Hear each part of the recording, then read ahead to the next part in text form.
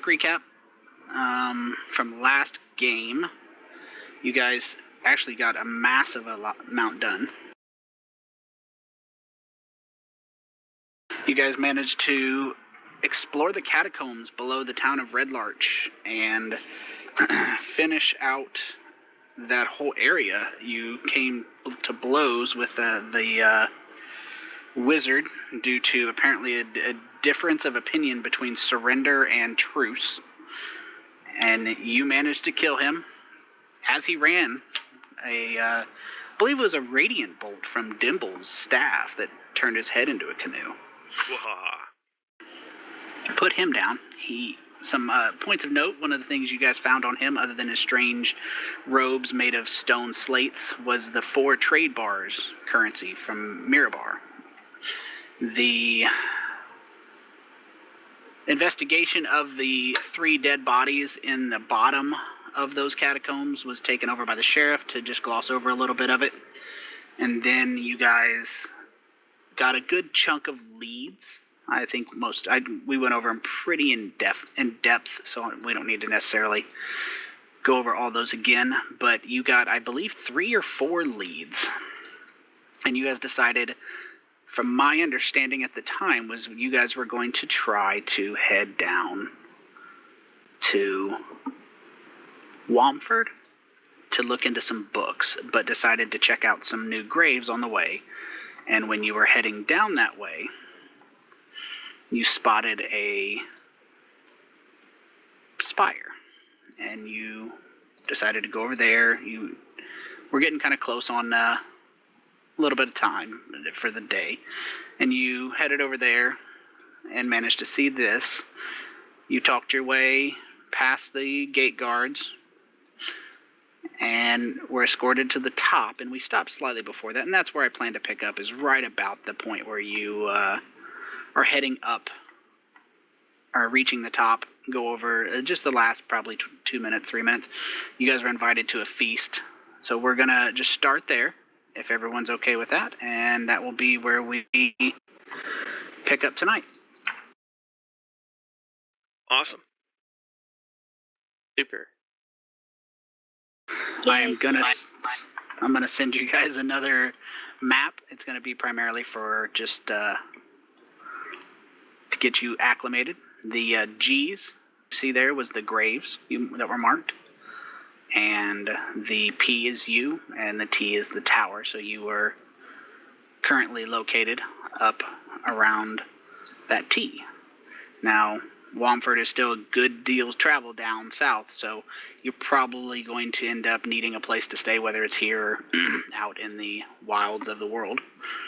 But we're going to pick up with you guys coming up to the pinnacle of the tower, and just to cover a couple things to make sure you guys didn't miss too much or forget too much. One of the, as you did reach the pinnacle of the tower, the stairs terminated at a round stone gazebo, which you should be receiving a picture of that momentarily, or a map of that, I should say. I didn't waste the time masking the useless stuff. But you reached the top of the stairs in a stone gazebo, and the gazebo itself continued upwards above your heads to a needle-like minaret point. Beyond the enclosure, the small lawn you see is growing on the top of the tower. The 4 paths are paved with white stone, one in each direction of the compass, that end in those stone crenellations. So there's a path that comes out, it's not marked on the map in the grass, but that goes from the stairs up to the point to the top, bottom, left, and right in the directions of north, south, east, and west.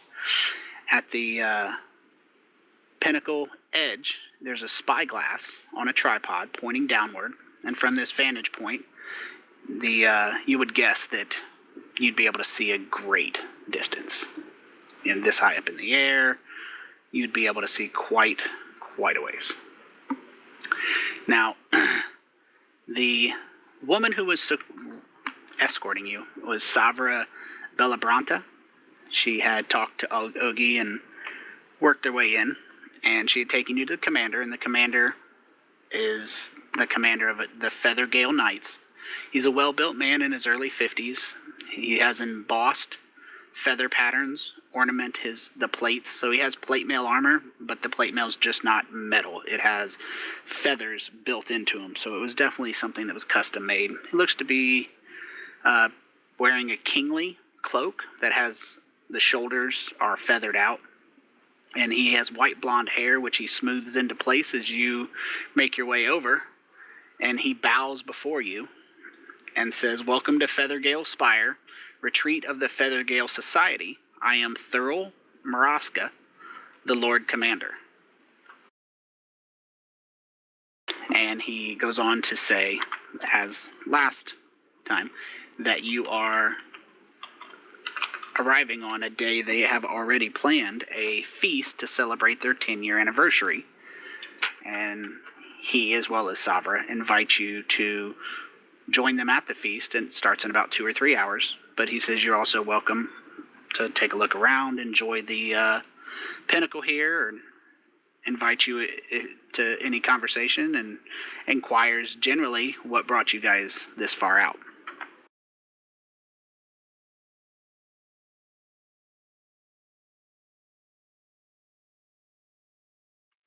Dimble will elbow Ogie and nudge and like turn his head and point towards Thurl.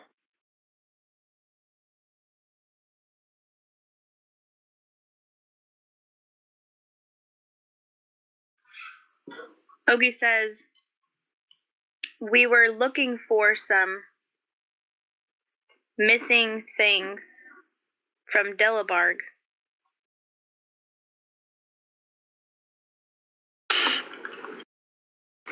So Thurl, that was I think I might have spelled that or pronounced that wrong when I told you the name of it, but it's Mirabar. That's my fault. I'm gonna type it for you.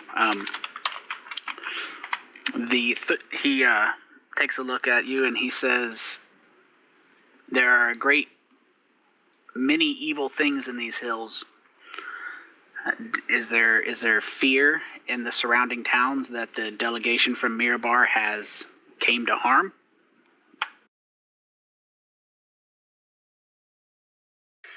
We're not sure. That's what we're looking into now.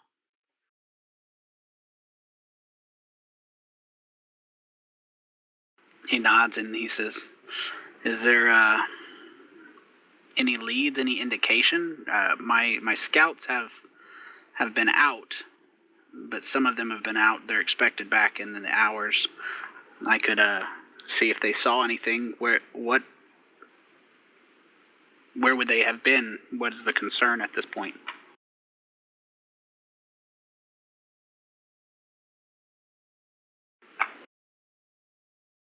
Hey Ogie, let me. I'm gonna give you my notes here real quick.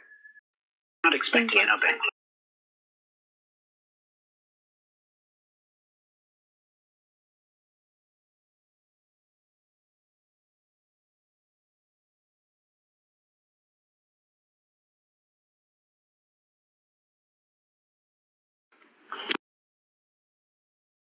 I'm reading this real quick. That's fine. I just don't want to assume that you guys want to tell anyone something specific or not tell anyone. I'm not going to withhold or volunteer information for you, if that makes sense. And Mal and Dumbo, you guys are more than welcome to hop in if you want. It's more of a free form. He's not favoring anyone specific. Yeah, He makes his way over, like kind of leading you over to the hourglass as you guys are, thinking and talking. He is not rushing you, and offers to let you get a good view of the surrounding area. Ogie says that this is their first stop, and any help they can give us is greatly appreciated. And he looks at the group.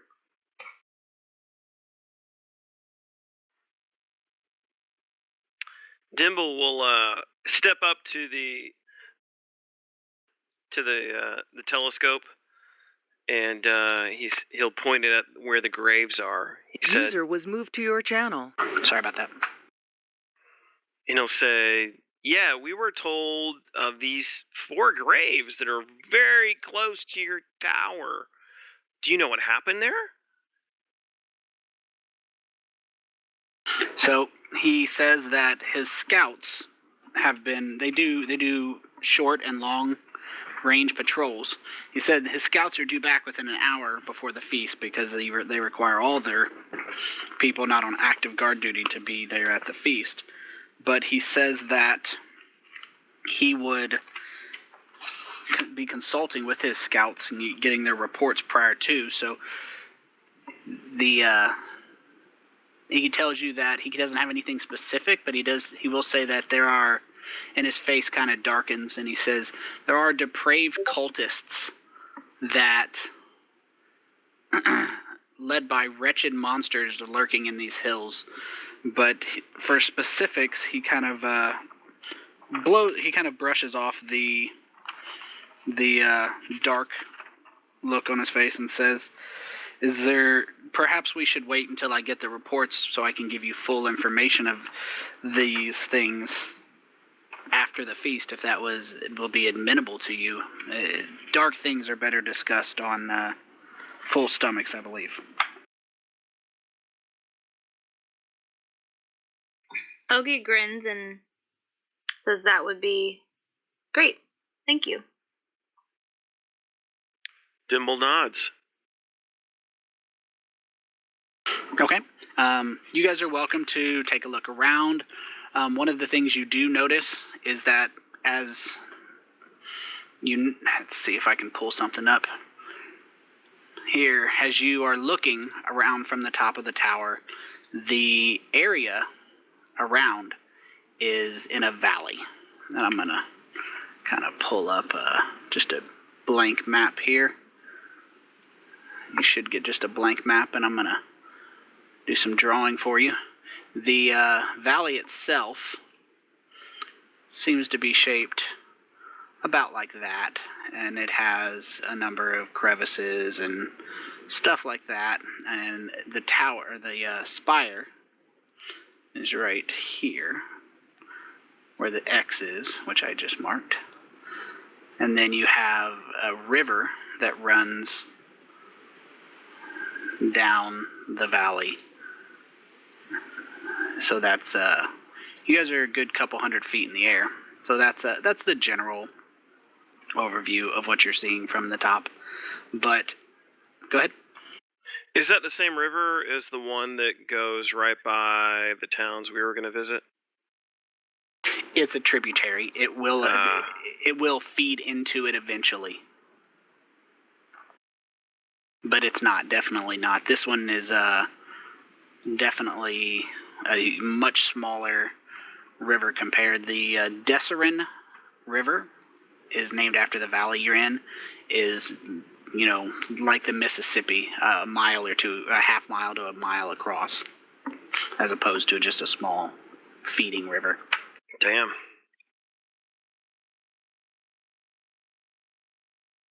But if you guys don't have anything specifically you want to talk to him about, he instructs Savra to find you some quarters for the evening, and then provide you baths and clothes for a feast. Before we get to that, Dimble will step up and tap whatever the insignia is on his armor and say, "So what does the Feathergale Knights do?" He tells you that I accidentally clicked the wrong thing. He tells you that the Feathergale Knighthood is a elite group of aerial mount enthusiasts out of Waterdeep. A lot of noble families have aerial mounts, but they use them for mostly mundane missions and things like that. But he tells you that the Feathergale Society is an order of knights society that enjoys the mounts and aerial flying beyond just delivering messages. It's something of a lifestyle for them. So they are the Feathergale Society, that they fly out here and they help to scout and defend the area as a lifestyle. So I'll turn my head to the side and say, does this mean you guys work with Red Larch? He says, we know of Red Larch. We look after them to the best of their ability, to the best of our ability, and warn them if there is anything that needs their attention. But we are not officially affiliated with them. No.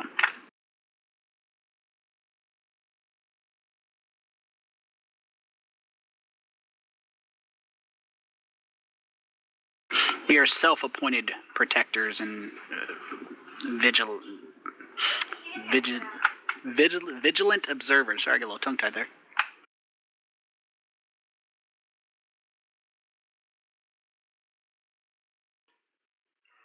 Dimble will ask, what are your beliefs?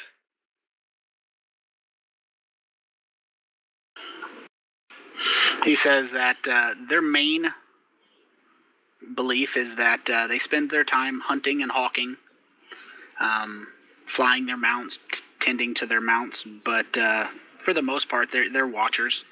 They will help those in need, but they aren't necessarily looking to be the defenders of the realm. They do believe they have a duty to the realm and to help people in need, but they don't. They're not looking to become a member of the community or any specific settlement.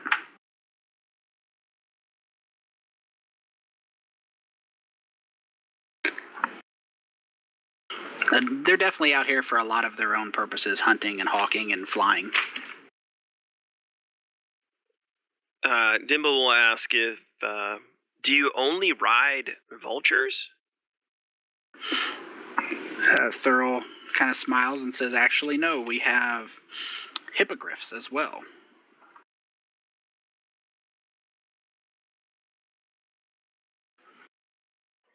Dimble will ask, what about giant owls? Do you have any giant owls?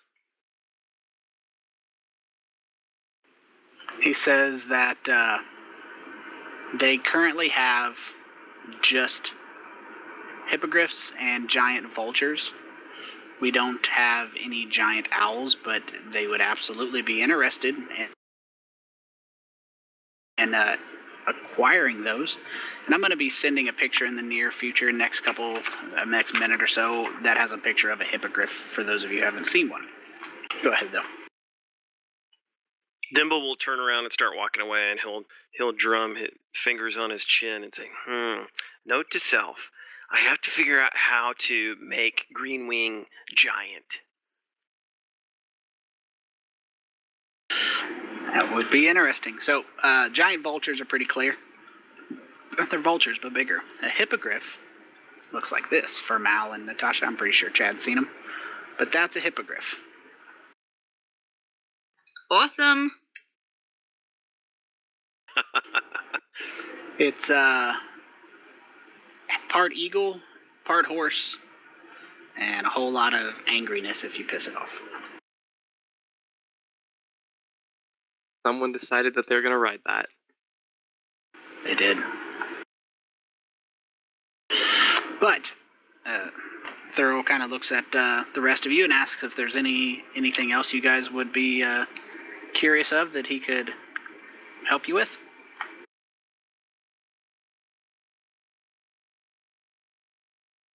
Matthias quietly shakes his head. Obi says, I think that's all for now until after dinner. We'll see you then. Okay. He kind of makes a motion towards Savra, and she kind of guides you guys out and provides you guys with some quarters. You guys have to share. Not all one quarter, but there's a bunk room. She takes you back down to the ground level. You guys will have to share, not all by yourselves, I should say. It should pop up there. And she takes you down and takes you into this room right here to the south. Those are bunk beds. There's enough room for 8 people in here, so you guys can. They are, a knighthood, so they don't have any individual rooms available, but it's a bed, and there's restrooms and hot water to wash. And she does bring by shortly thereafter some clothes that are more appropriate to a feast. They're not super fancy, but it's the best they can come up with. It looks like it'll fit those of you who are on the smaller or larger size.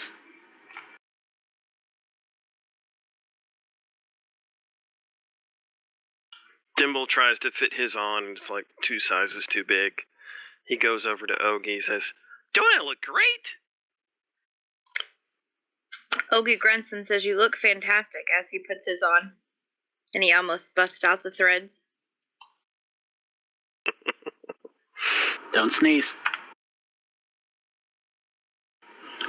So, you guys have about 2-3 hours. Your options here are to just, rest and pass it that way. Or if you guys want to get into trouble or explore, all of that is your choice. I think Lady Siobhan needs to wash up. I think we should have a standard rule that is when Matt misses a game, Lady Siobhan passes on all showers. God. Done. So that'll put him 5 showers behind when he comes back. I like it. It's a hard knock life. Somebody one stinky lady. Alrighty. Is there anything anyone wants to do prior to the feast? I think we should definitely check some rooms out. Yeah, we could wander around. Couldn't hurt. Okay. It's your discretion. Let me get a couple seconds, and we will throw some tokens on here. Get some Dimble, and some Ogie, and there is no reason not to have some Green Wing up in here. Let's make them smaller, though. Awesome. Make you a little smaller, Ogie a little bigger. That seems size appropriate. How's that look? Love it. Outstanding. And the castle, or I'm sorry, the tower is yours to explore, and they didn't tell you couldn't explore, so you can explore. Okay, well, where do you guys want to go? Does the staircase in the central room go down? It does. It goes down and up. Let's start at the bottom. I don't have any fancy music, so let's just get some regular old music.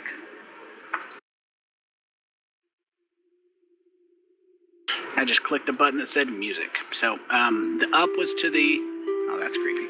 The up was to the pinnacle, but there's quite a few floors. You said you wanted to go up 1 floor? Is that correct? He said Wanna the go- bottom. Oh, my Yeah, go apologies. down. My apologies. So you're going to go down. So I have that map loading up for you right now. I'm going to get it brought up, and you will have to give me a second to get it unmasked.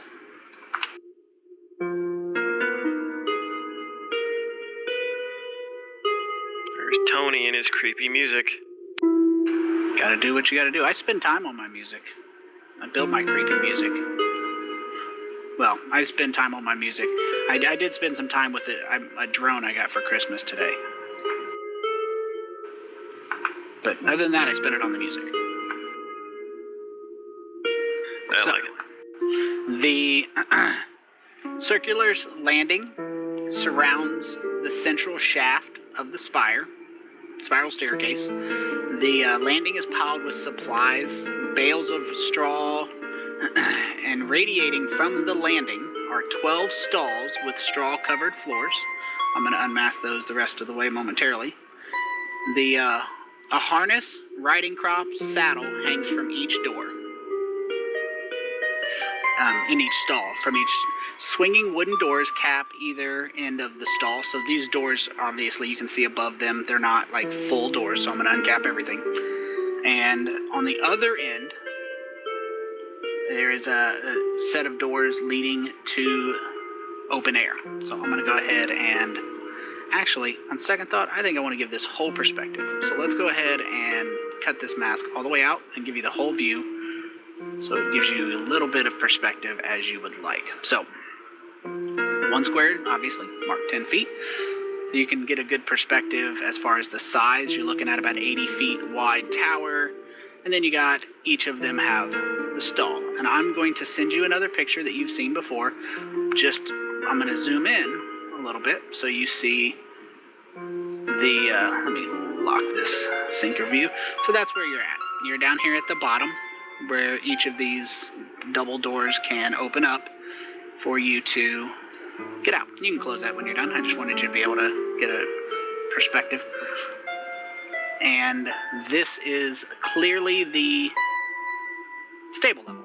The stalls have 12 total, but there's 6 empty and 6 full.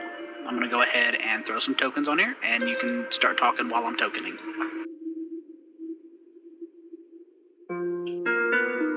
Dimble will run over and start yanking on Matthias's arm and say, ooh, can I ride one? Can I ride one? Let me ride one. Maybe you should ask for permission first, and not from me. Dimble sulks.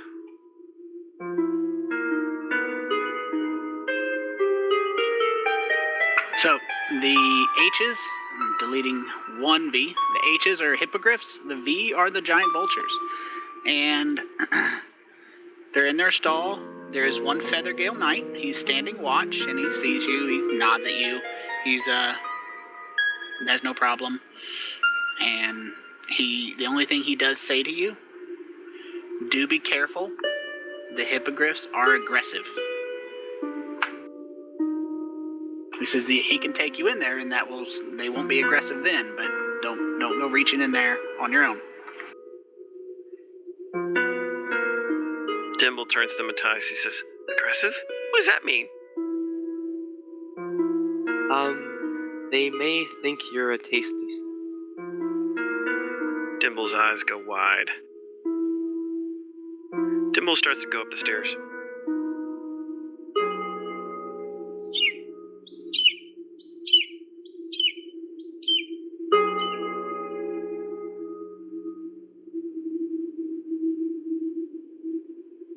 I'll follow you up the stairs. I don't think there's anything to see down here, really.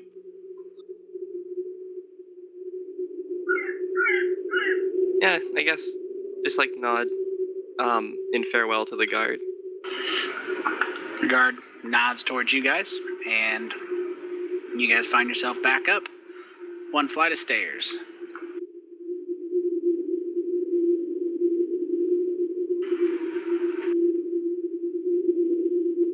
Dimble will approach this door right over here and open it.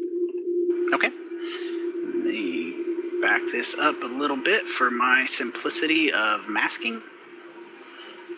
I always do enjoy when the masks are nice and square, or at least easily unmasked with a square. This room is startlingly bright compared to the others, not the stable floor, but the others. It occupies the eastern quarter of the tower.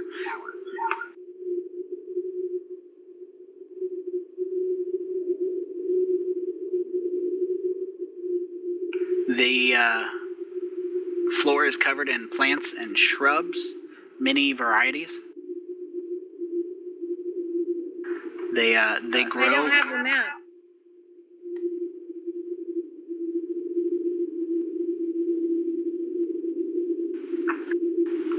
Thank you. The flowers and shrubs grow in a labyrinth of planters. Spidery reds and purple plants grow from suspended baskets, which are the baskets you see just above you, Dimble. And robed humans are moving around, watering the plants. They do take a look at you, but they don't give you too much attention. They seem to be working their way around. The windows here are very tall. I mean, you're looking at probably floor to ceiling, all the way up.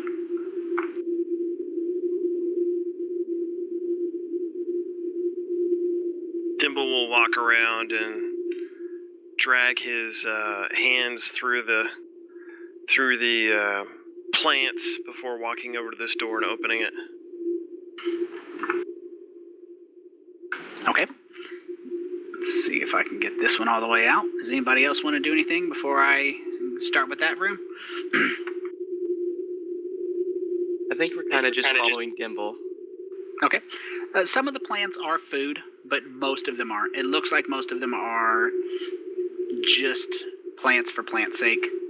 They are much done for decoration.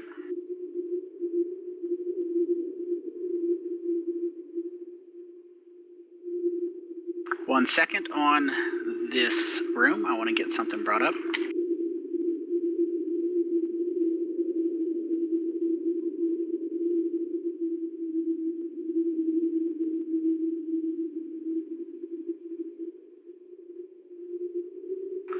Well, it looks like that's disappointing. I thought we could pull something up as far as, let's just go with this. This will have to be our best we could come up with. But in this room, you are hit with a cacophony of sounds and flurry of chaos and activities. This is clearly a kitchen, with sacks are heaped along the walls and a small pile of vegetables spread on the table. There's a cauldron bubbling and steaming. There are paddles with long knives on racks. There are 4 wall shelves, and there are 4 people in here, and they are running around. One thing that does catch your attention, they're obviously preparing for the feast. One thing that does catch your eye besides their flurry of activity is they seem to be doing, all 4 of them are doing something that's a bit strange. As they perform whatever their particular thing is, chopping a vegetable, they seem to all come back to the cauldron in the center, and they're muttering something as they lean over the cauldron and inhaling the steam. And if you want to give me a perception check to see if you can understand their muttering. Well,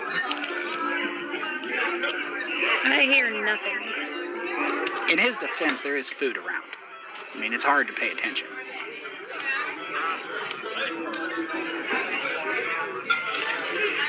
That first roll was for a nature check. Sorry. Fair enough. The 16 and 17 is sufficient. As you guys pass by one of them, they are muttering, "Inhale the steam and become the steam." A bit odd, but they definitely are behaving as you would normally expect people to behave like you're cooking, but they're all kind of muttering to themselves. They don't even really give you a look. It looks like they are very stressed and busy. No, it doesn't seem to have any relation to anything you've ever heard or seen, but it definitely seems like they're pretty stressed out. They may be behind for a feast that's an hour away or 2 hours away. alrighty. Dimble will walk up to the wherever it is and look at them, lean in and take a big sniff, close his eyes, and look confused at them. It smells good. It's a pretty thick barley wheat stew. It's got a good deal of vegetables and meat inside of it. So it's a hearty stew. It's not like a water porridge that's mostly liquid. It's got a good supply of feast meat in it.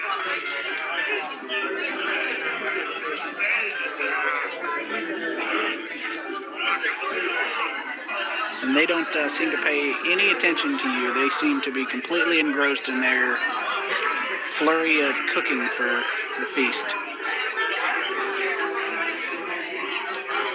Dimble shrugs. Ready to check out the next room? Why not? Sure.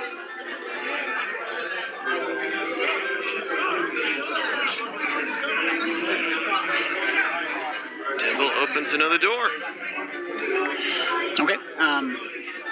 When you head over to that door, Sabra, the young lady, kind of puts herself between you, and so that's the armory. My small friend. That is knights only.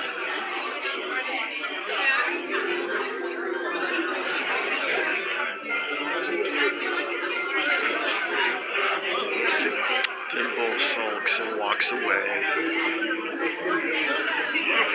Is there couldn't take another a- floor? I missed that. I'm sorry.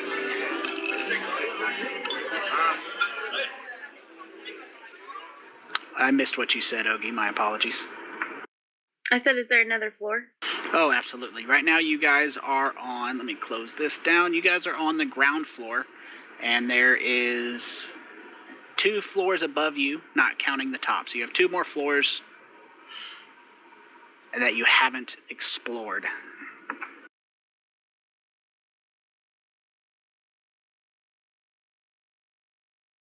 Do you guys want to go up?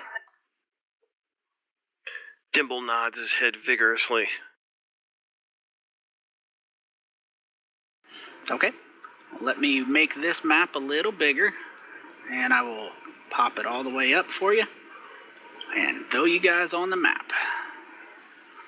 Get some Ogie on here. Got to make sure we get the... I wonder if I can set this scale permanently like that.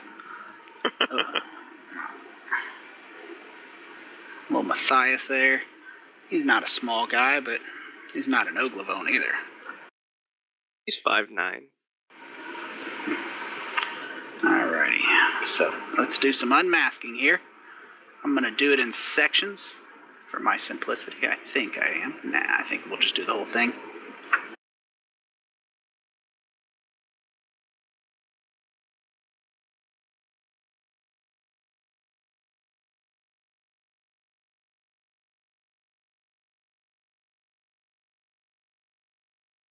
We'll call that good enough.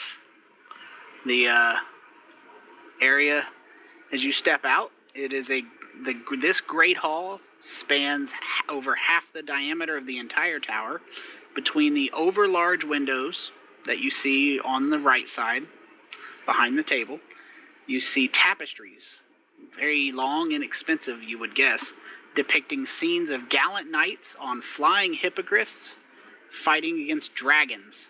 And there's another tapestry with the flying knights on the back of hippogriffs that are jousting one another amongst the clouds. There's another one that's really high up and shows the knights flying in, spectacular poses and fancy stuff like that.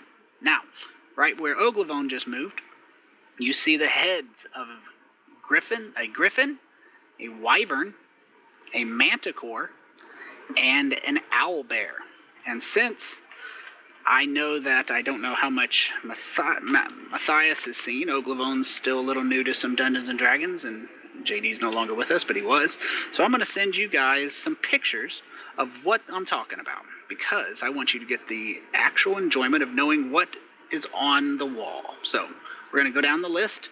An owlbear is exactly what it sounds like. It's an owl bear. And there's a head there of an owlbear. The head itself looks like you would probably speculate the owlbear would be about 10 feet tall if it stood up on its hind legs with those owl claws.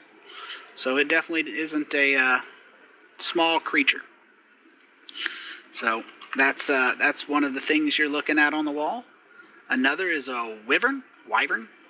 Not sure, how do you pronounce that, Chad? I always bounce back and forth myself. Wyvern? Yeah, I always bounce back and forth, but yeah, wyvern. They are like mini dragons. Dragons being, there's a couple differences, but wyverns are draconic in nature. They are almost always evil and mean. But if a dragon itself isn't just bad enough. They're much smaller than dragons, but they're also dumber and meaner. And someone somewhere decided, why have a dragon when it doesn't have a scorpion tail? So they put a scorpion tail on the dragon, made it smaller, pissed off and stupid. So that's what you get a wyvern. It's got a scorpion tail, all kinds of unhappiness. And you're more than welcome to ask questions while I go through these, but I do want you to enjoy it. The griffin, I think everybody knows what a griffin is, right? Or maybe not. Let's cover it anyways. And griffins are usually good, but they are also usually mean as fuck. But this is a griffin. Think instead of owl horse, which is a hippogriff, you're dealing with lion and eagle. Instead of, eagle horse, you get eagle lion. That's a type of eagle, too. Right. They tend to be on the good side. Elves love them, but they are extremely vicious if crossed or made angry. And the last one is going to be a manticore, which is the exact opposite of everything that is griffin. And a griffin is good. A manticore is asshole incarnate. They are not nice creatures. They are everything that you could think of. So, with the manticore, the face is humanoid. It's like a human face. The body of a lion and the wings of a dragon. And to make it even better, that long tail back there has spikes that shoot out as projectiles. So they throw that tail like a whip, and it flings out these long spikes that can go all the way through someone. They are very vicious. They are evil, mean, and they tend to work with the evil races of the world. And they're generally the enemy of all things that live in an area. So they will cause death and destruction to the innocent creatures. They'll fly around and kill the deer just because they're deering. They're malicious, mean creatures. So on the walls, you have the heads of those creatures. They are stuffed, obviously, and the long curved table is set out for a feast. And there's other smaller tables that don't decorate this. This is the head table, but there's smaller tables around for other people. But you have enough seats around that table between the two hearths, which the hearths are stacked with logs to start what you're guessing to be a pretty good solid fire. And in this room, there are two Feathergale knights. They look to be just tidying up, setting up plates. And if that was a long-winded, my apologies. I just thought you guys would enjoy a covering of what the creatures on the walls were. Thank you, baby. Now, out of curiosity, if an owlbear's head was mounted on a wall, would it not just look like a giant owl head? Well, it would look like a giant owl head if it was a massive owl. I don't know the size of a standard owl head. I can't honestly say how big an actual owl's head is. I don't find myself cutting owl heads off very often, but I'd say it's maybe 2 feet across, or 6 inches across, 8 inches maybe. And then a bear's head would, be very, very large. So it's just primarily size. Would be Okay. That'd be my guess. There's another pretty picture of an owlbear.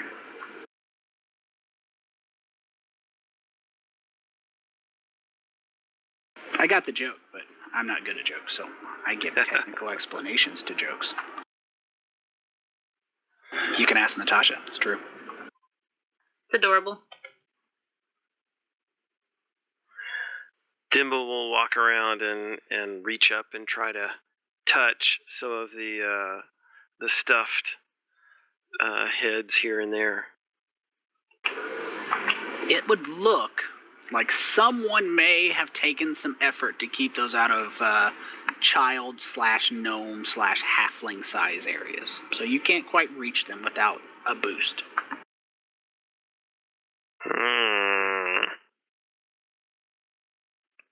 Okay. Dimble will walk over to this door and open it. That door is locked, and one of the knights just kind of looks over. He doesn't seem more bothered. He says, "Those are private cells, private rooms of knights, young master." He tells you they're kept locked when the knights are out on patrol or sleeping. He said, "I can show you one if you would like." Dimble nods. Okay. Let me throw a token up here.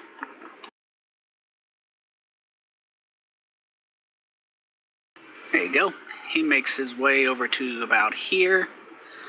And he says he tells you that this is his room. He's more comfortable, obviously, showing his own private room. Not private, but joint room. And this chamber has 2 beds, a fireplace, a closet, 2 chests, and a small tapestry that shows knightly exploits. They also have a desk, so it's mostly just living quarters. And he says they're all identical in furnishment. Dimble will say, "Well, this looks very nice. How long have you been here?" He tells you that he's been in the knighthood for a total of 5 years, and he reached knighthood 2 years ago. Dimble asks, "And are you from Waterdeep? Are you a noble?" He tells you that his family is one of the lesser noble houses of Waterdeep, and he found his calling in training and writing hippogriffs.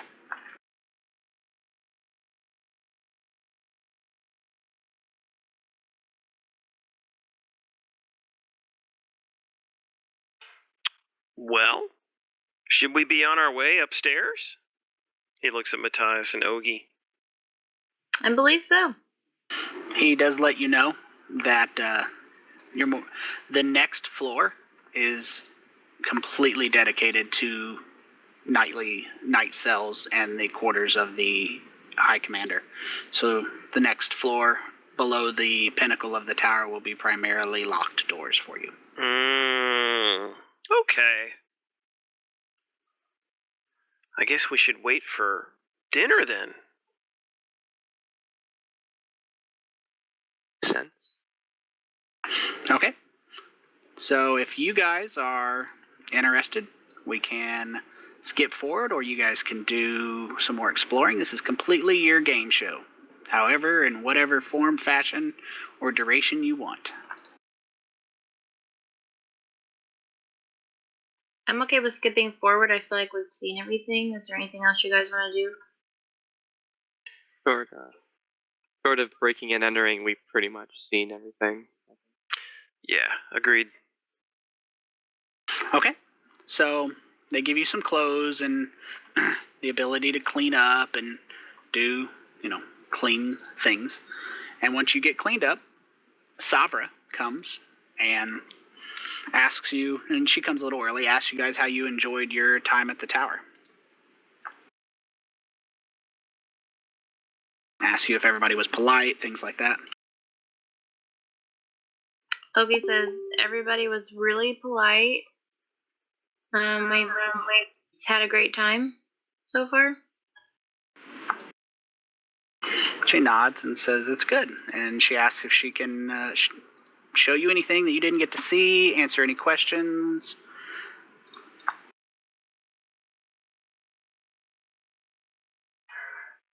Dimble's stomach growls, and he pats it, and he looks up like he doesn't want to say anything. Okay, and so she kind of chuckles and says, "No worries, little master. There's more than enough food to feed you or everything that you would desire to eat." And she kind of just sweeps out and makes her way up to the Great Hall. So I'm going to go ahead and leave this up, since that's going to be the map we're going to be using. And as you guys come up, the hall's been, I'm going to say transformed, but it's been pretty well decked out. The fires are roaring, and the tables are all set. I'm going to throw some on there, and let's get some nice, happy tavern music.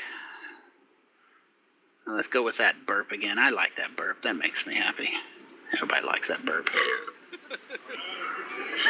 But you guys can pick your seats, other than, of course, the head table will be going to the actual High Commander.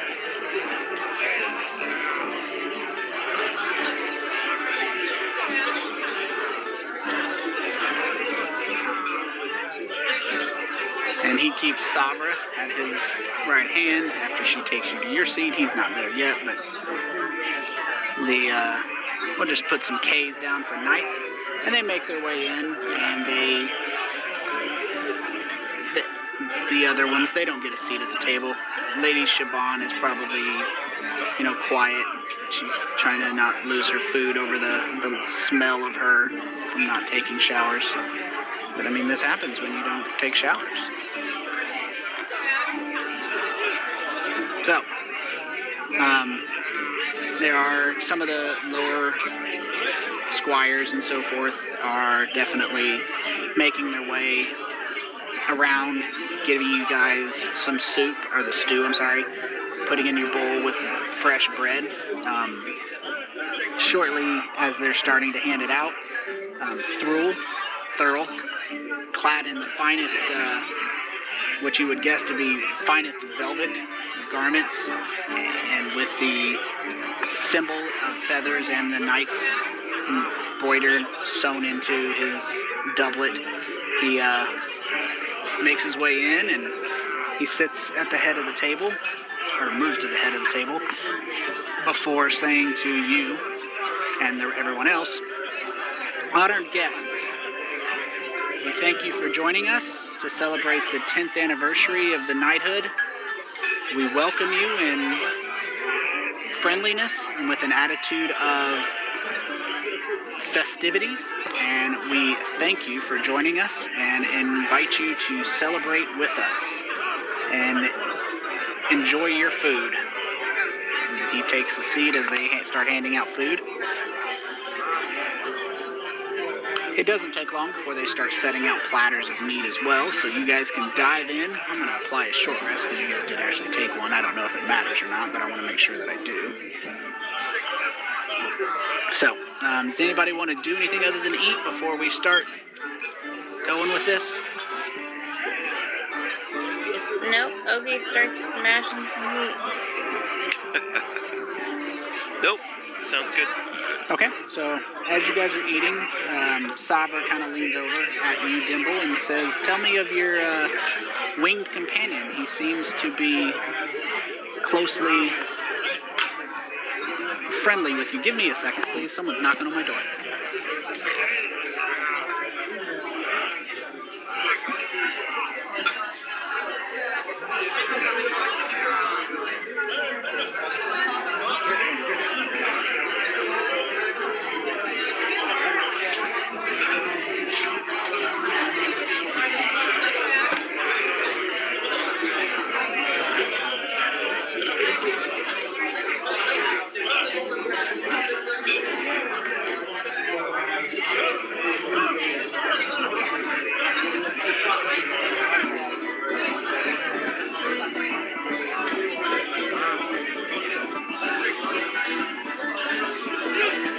This would probably be a good time for anybody to take a pee break or a sandwich break if you need to. I'm gonna go do that. Be back in a few minutes. Sounds good. Also be right back. What's that? Break it is.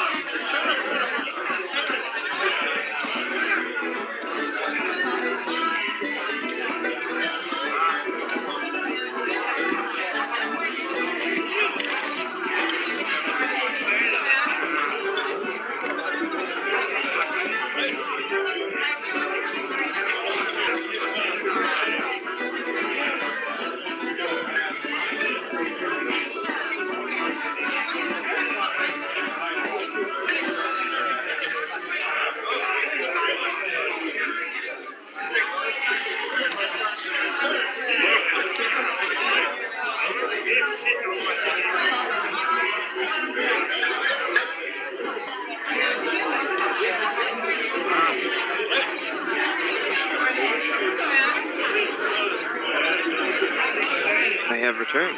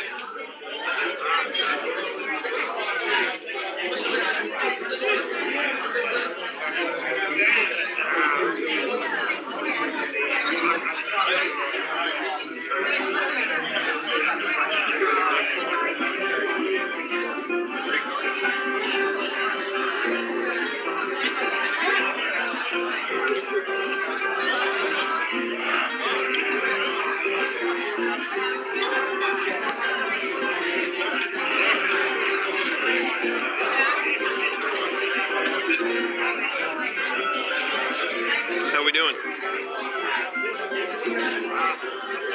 I'm here.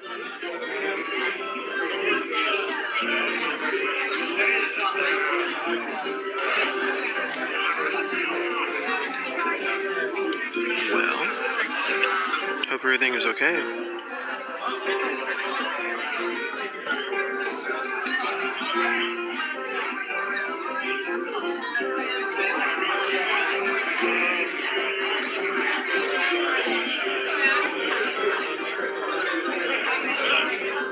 Well, Tony came back right before I left. Said we could take a break.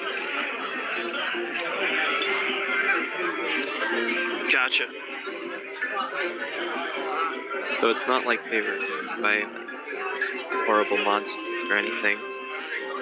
Only disguising it back.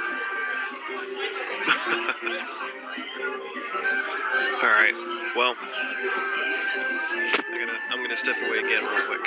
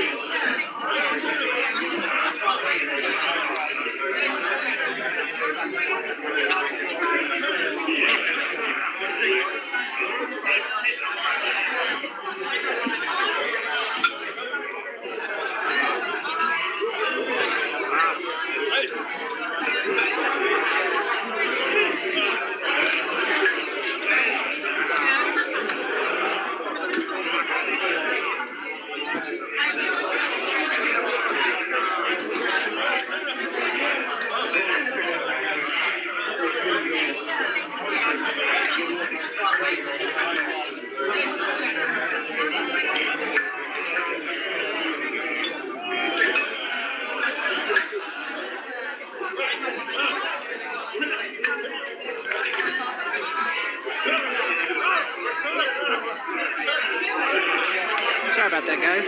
I tried to make it quick, but then we took a break. Is anybody back? Yeah, I'm back. Me too. My uncle brought over $20. My boys, I made my boys cut his grass. Well, they volunteered to cut his grass for extra money, so he brought by their money. Well, that's cool. Yeah, they think me and Tasha are fucking screwing them out of the good life now because we make them cut our grass for $5 a week, and they went over to my uncle's, who has a self-propelled mower, which they thought was the hottest shit in the world. They didn't have to push it or anything, and he paid them $20. So they think we're just like the cheapest people on the planet, I guess. Well, I tried to explain to him when I was little, I had to do chores every single day to get $10 a week. They have to do chores one time a week to get $5. That's pretty good. That doesn't suck, yeah. Okay, so where we left off, Sabra was wanting to ask about Greenwing and what you know about him, and her questions start out general, but she's just generally curious about him.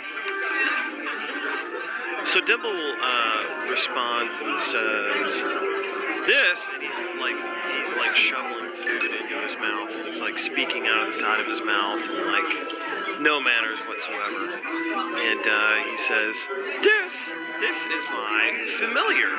He is a Fey owl. He's one of my best buddies." And Sabra says, what does the Fae add to it? Well, that's where he's from. That's where he lives. Okay. She says, what's his speed? How fast and how high can he fly? Generally, not specific. Yeah, he says he's very, very quick. He can go maybe about 60 feet very quickly, and he's very agile. He can shift and move very quickly. He's not very good at walking. She nods, and Thurl looks over at you, Ogie, and says, you are a Goliath from the mountains. I believe most of your people are up north. You have a noble bearing. Are you a chieftain? A chieftain's brother?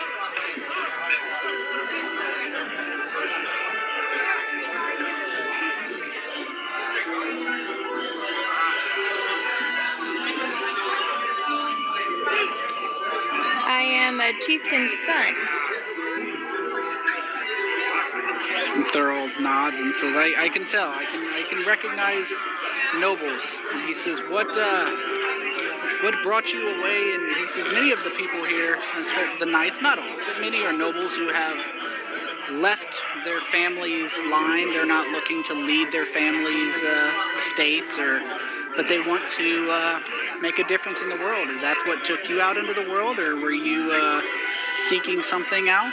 What took you away from the line of succession of your people? Well, I told my father that I would be going out on my own, though he did not agree with me. I am welcome back home if I wish to return, but I'm seeking out my own way in life right now. And Thurl nods. He says, it's funny how our family thinks they know what is best for us, especially those used to leading a tribe or leading a house. They seem to know better than we do what we should do, isn't it? Ogie chuckles and raises his glass, and he says, yes it is. He nods and turns and says to you, he says, a shy young man you seem, and I do not wish to make you uncomfortable. Good holy one, but I'm curious, what god is blessed with your rapt service? Ilmater, sir. He says, of the Triad. He says, have you visited Summit Hall nearby? He says, it's on the other side of the Somber Mountains. I have not yet. but that is our, well, hopefully next destination in our little journey. This is you should. The Summit Hall is home to a group of knights not unlike ourselves. We share differently in our goals. We prefer more recreation, where Summit Hall is an order dedicated to the god of justice, Tyr. And if I do recall, Tyr is now, or was at one time, the leader of the Triad. And I believe Ilmater is a member of that group, is he not? Matthias nods.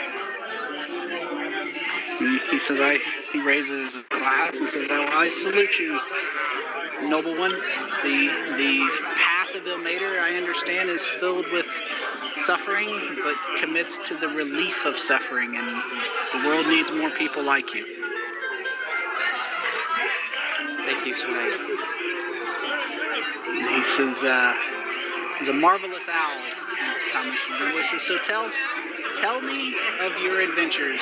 What brought you out of the centers of civilization and brought you into the wilds of the country? What brought you through here? Tell me of your adventures alone or together, if you would like, as much or as little as you would like. And he starts digging into some meat as he stops talking.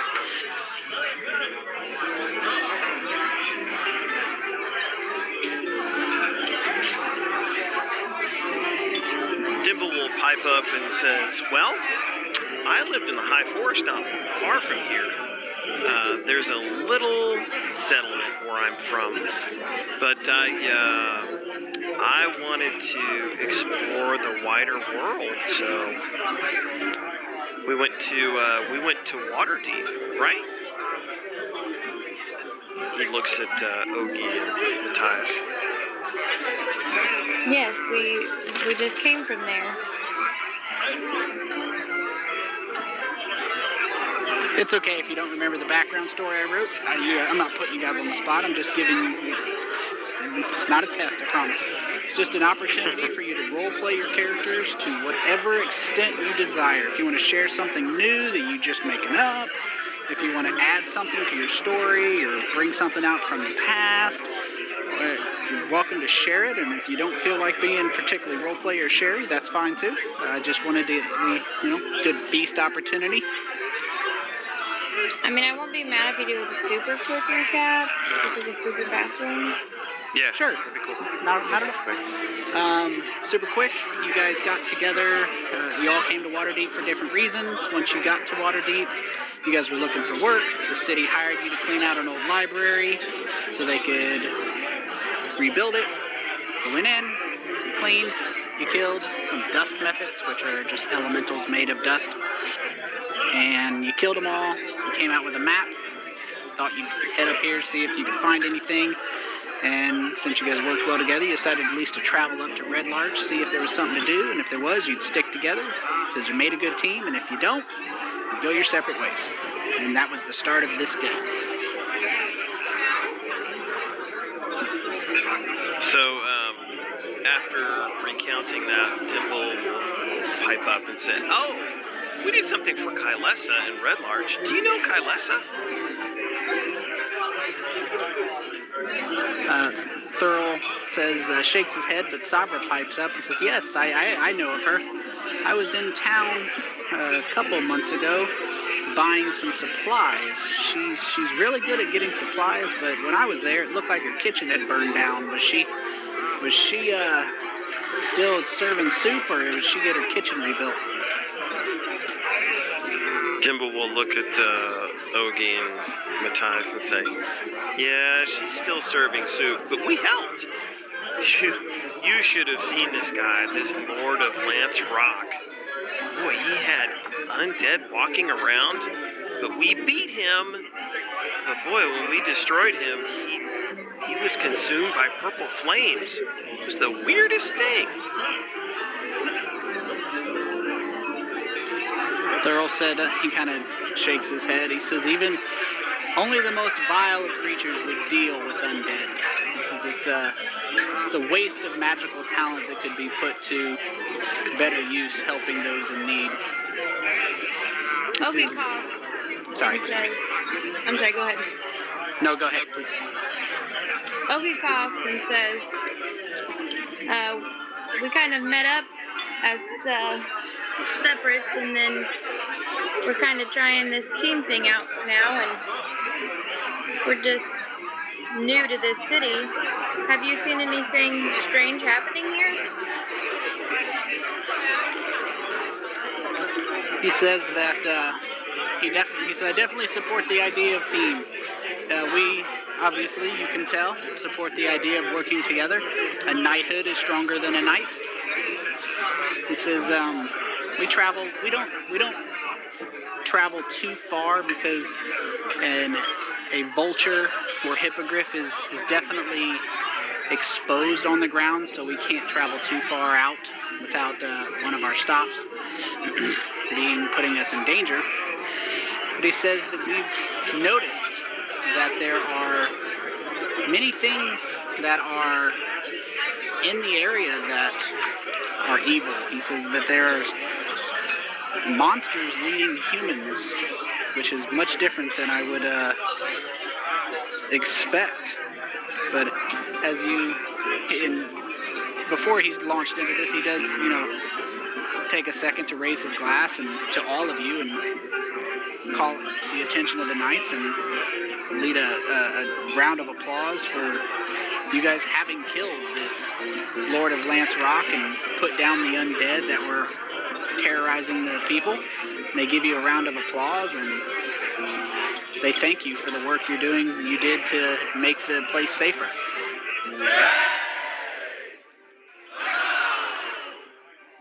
Ogie raises his glass and says, thank you. Dimble does likewise. Matthias kind of does that raise the glass but like look down kind of thing that you do when you don't like attention kind of deal. Right. And he says, but as for the dark things, he says they tend to infiltrate in the dark of night into our communities and we don't see them, so it's good to have people like you out there. As for us, I will say that we have lost one of our own recently, and my patrol came back, and that's why the main reason I didn't want to throw anything out till we knew, but one of my patrols, 2 knights, were attacked down south of the valley. He moves his hand towards the back of the spire, towards the valley you saw, the Sighing Valley, and he says that one of my knights was killed. They said they saw a troop of... I like how somebody took the turn to flip every other K. That's outstanding.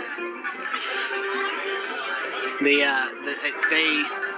saw a troop of strange cultists wearing plate armor they described as made of stone with prisoners in tow.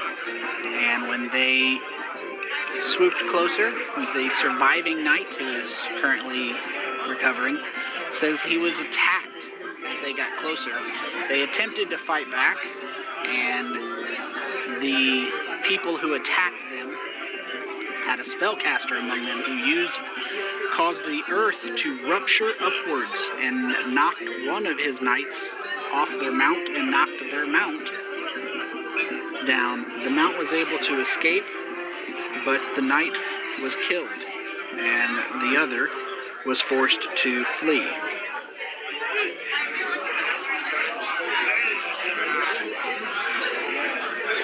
Ogie says he's very sorry to hear this. Will they be going back out to catch up with these men? He said that the guard, that was 6 days ago when his guard was killed.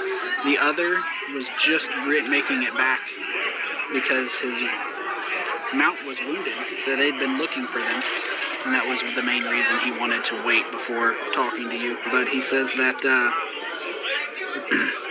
the knighthood does not have the troops. He says that the one who survives says that there were a total of 10 soldiers in rocky armor and one man in robes made of stone tiles. They had 4 prisoners or more, but they only saw 4. And they managed to kill one of his knights. Even with their entire group and force, it was that small, group of spellcasters. And he says we don't have too many spellcasters here. It would potentially destroy the knighthood. But he is intending to send an envoy to Summit Hall, as well as the surrounding areas, to make them aware of it and possibly be involved in a larger effort. But 6 days ago, since his men had to walk back and travel with a wounded mount, he's concerned that they're long gone. What kind of prisoners were there? Were they humans? His man said that there were dwarves and humans among them, and they were just on the south side. And he said that of the Somber Hills, and he says they may be. He was going to ask you guys to provide him the location of these graves you said you saw, so maybe he could find the body of his man. Real quick, I just got a text from my sister that she's not feeling well, and I gotta go pick her up. I'll be right back in 5 minutes. Okay. Sorry about that.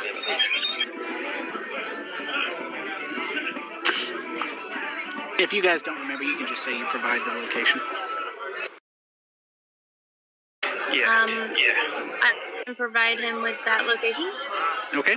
And he thanks you and says that he's going to send out some people to recover the body. But he says they want to do. He says our knighthood's goal is to help the people.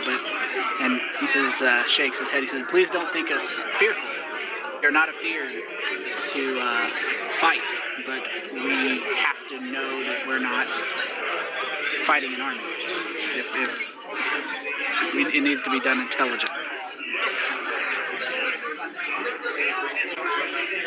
Ogie agrees and says it would be great to help each other. He nods and says that he knows that, and I'm going to bring up a map in your guys' face. He has a map, so that's why I'm going to bring it up for you. You should have it popping up momentarily. Hopefully.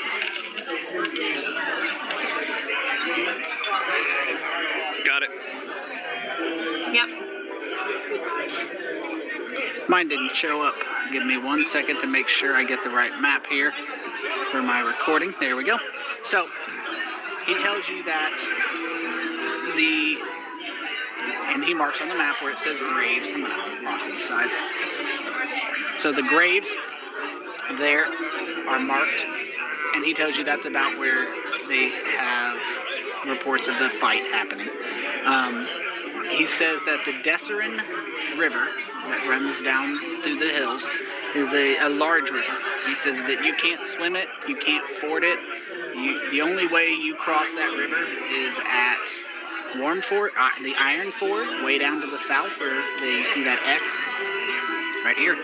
The Iron Ford is a crossing, and he says that the stone bridge is a marvel, he tells you, is a marvel of architecture, hundreds of years old, built by dwarven hands that they don't know. But he tells you that he asks you to show him what you know about the Mirabar delegation, because it seems like they may be related. By the way, if you guys ever want to, you can draw on the map too, but you don't have to. You can just describe it. He just asks you to tell him what you know of the Mirabar delegation to see how the graves may tie in. Out of character. Is that where we learned about the books and the map, or no? I think so, yeah. Yeah, you guys learned about the books and the map that you guys have from the beginning of the game said that somewhere under the whole hills, like the whole thing that says Sumber Hills, like all of that, said somewhere under there was an ancient dwarven fortress. But you haven't seen any real sign of that. So that's the one thing. Now, the books that you translated, Ogie, that had like the histories of Mirabar, that wasn't like ancient, that was new. And what you guys had heard was that someone from Wamford, down there by Ironford, had bought some books from the boat people, the people in that town in Wamford. Like it was just a traveler guy who buys random stuff, and he bought some books. And then when he was coming through Red Larch, he sells junk to that Valavo Sundries, and Valavo bought them. So it was more of, Valavo bought them from someone who bought them from Wamford. So, that's the books are there. Somehow there's books of Mirabar showing up way down here in Wamford. And what Thrill's asking you is, what do you know of this Mirabar? You're looking for them. Where were they? Where were they supposed to be? Do you know where they're going? So Ogie says that he heard there was some talk about some dwarven books being sold, and he's also curious about what's going on with this, which is part of why we're traveling. That's all he says about that.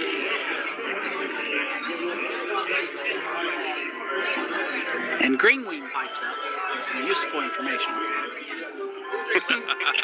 Great.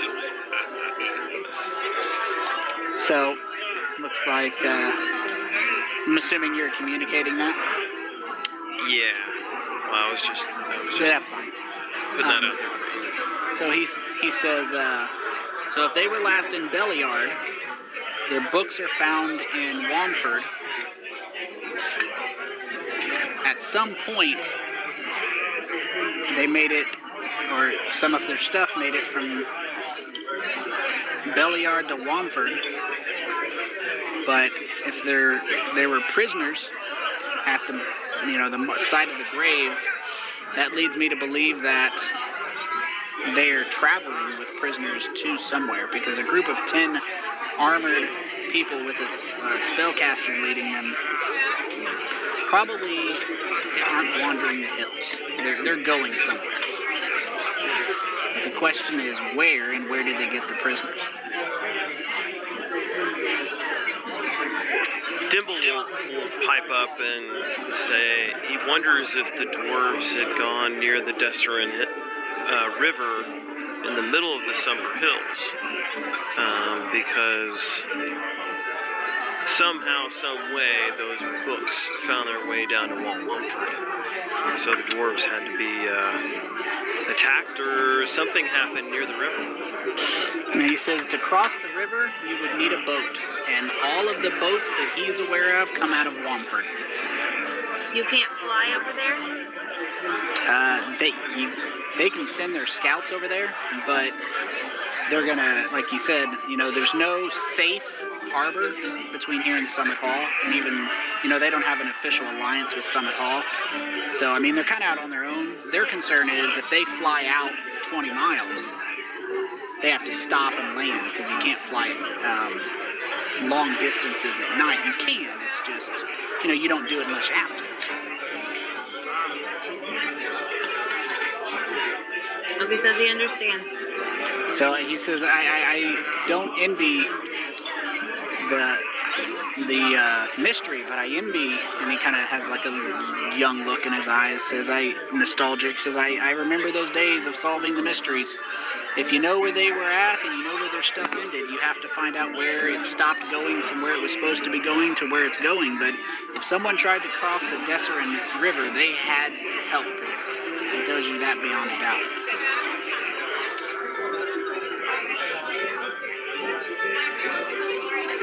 Dimble will ask, could that have happened at the Vale of Dancing Waters? He kind of thinks for a minute, and he says, I wouldn't say that it's necessarily possible. I wouldn't be surprised if the dwarves, especially Mirabar, he tells you that Mirabar is actually not a dwarven city. He tells you it's a dwarven and human city. It's one of the few places that dwarves and humans coexist. Half the city is above ground, half the city is below ground. It's you don't often see dwarves and humans living together, but he tells you that the Vale of Dancing Waters is a religious site for dwarves, but they, as far as he knows, none of them cross the Desserin Valley very often. The Desserin River very often, but they may have the ability to, that they may have been heading there. He wouldn't put it out of the realm of possibility because it is a dwarven religious site.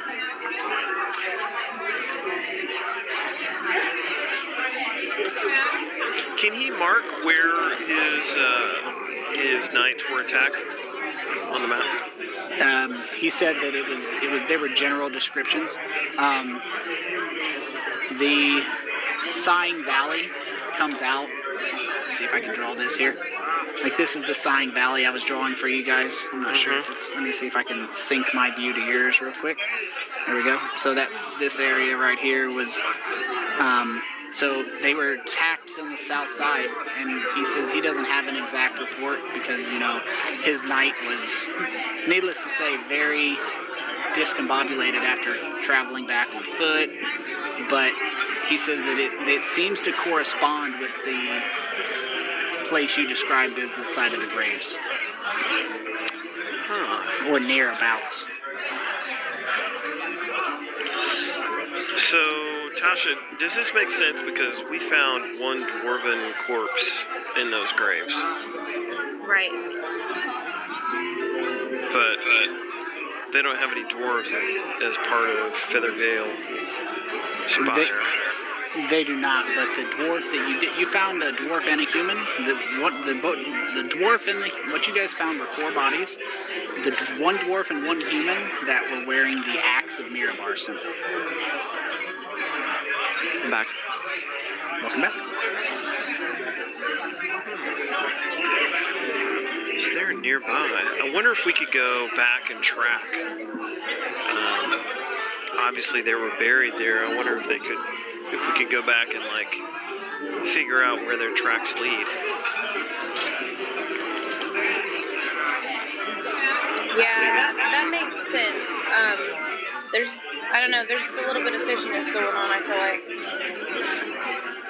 Okay, welcome back now.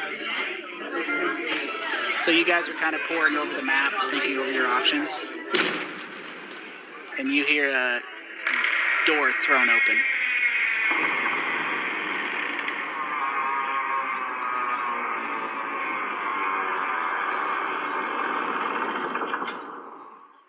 And as that door is thrown open, a sentry from the pinnacle runs in and says, "Manticore!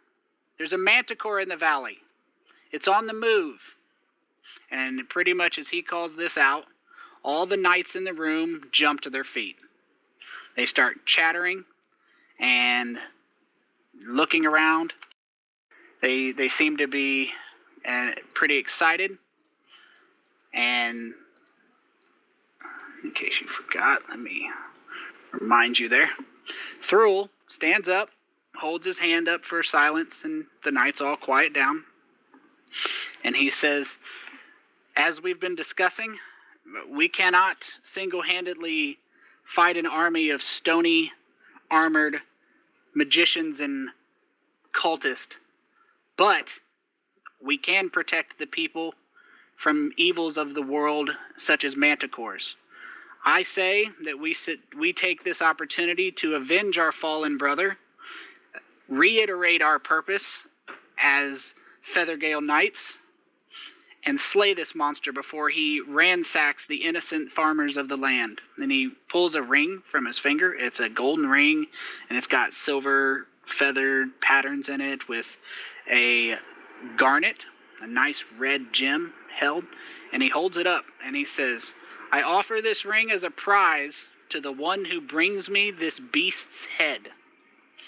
And he sets it on the ground, and he says to Savra, "Pick 4 knights and we will set out at once before the beast is able to get away. And Savra runs away and starts making her way over to pick knights, and he looks down at you guys and says, "Young Master Gnome, you seem to have a desire to ride one of our mounts. I offer each of you an opportunity to participate in the hunt for the Manticore." Dimble says, yes, yes, yes!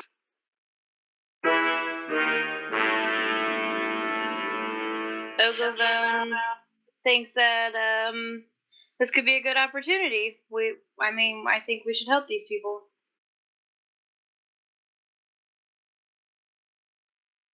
Nice nods in agreement. Okay, so I am going to not have. I'm gonna not make the decision. The question here is, they're sending 4 knights. I'm gonna leave Ragnar out of this. Do you want Shaban to come with you?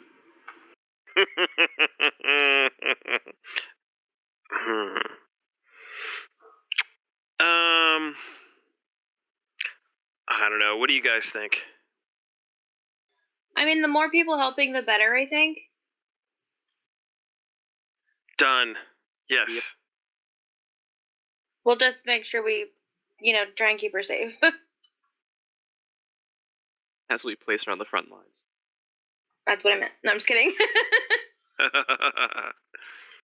Okay, so he pulls the knight closest to him and motions to you guys and says that he will send 4 of his people, and he instructs his knight to take you to the stable level, introduce you to your mounts, and get you familiarized with how to control it quickly. Oh, so we're not riding with someone. We're going to have our own mounts. You're getting your own mounts.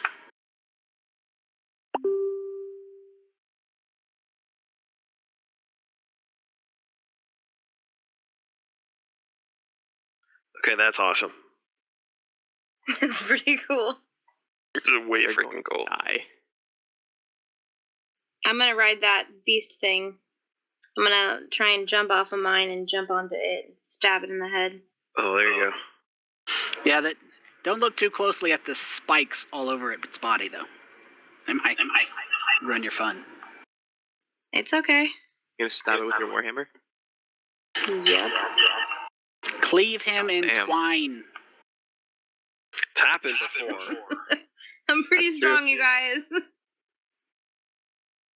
Alrighty, so we will skip over a couple things. We will skip over the familiarization. They quickly suit you up and teach you how to control it, and they send you on foot up the stairs, which you guys run upstairs, and they meet you at the top. Assembled atop are 4 Feathergale Knights in their armor. At the pinnacle, they do give you some of their nice get-up to help you, as questioned by Dibble in the last game. If you were to lose your mount, you could at least diminish your fall with the... He tells you that if it were to happen in your training, they said, you just throw your arms and legs out and you will glide. Think flying squirrel. So, on the top, you see the 4 knights mounted on giant vultures, 1 each. The moon... Alrighty, let's do this real quick, if you will. The moon illuminates the misty canyon below. You can pay attention as the color changes on your screen. In the far distance, you see a single shard of darkness cross across the moon and let out a roar. As it flits in and out of the mist, the shadow sinks beneath a bank of clouds and is lost from your sight. Thurl turns towards you and says, if you're gonna catch him, you need to go now. And he says, you are more experienced at hunting. My knights are more experienced at flying. I will leave it to you to decide whether you want his knights are going into groups of 2. So 2 and 2. And you guys can decide whether you want to form a group of 4 of you or split up. It is your discretion. I'm not going to impose on you guys a time limit as far as the Manticore flying away. If you guys want to think about it and talk about what groups you guys want to do, how you guys want to be in a group of 4 by yourselves, 1 of you, it's up to you guys.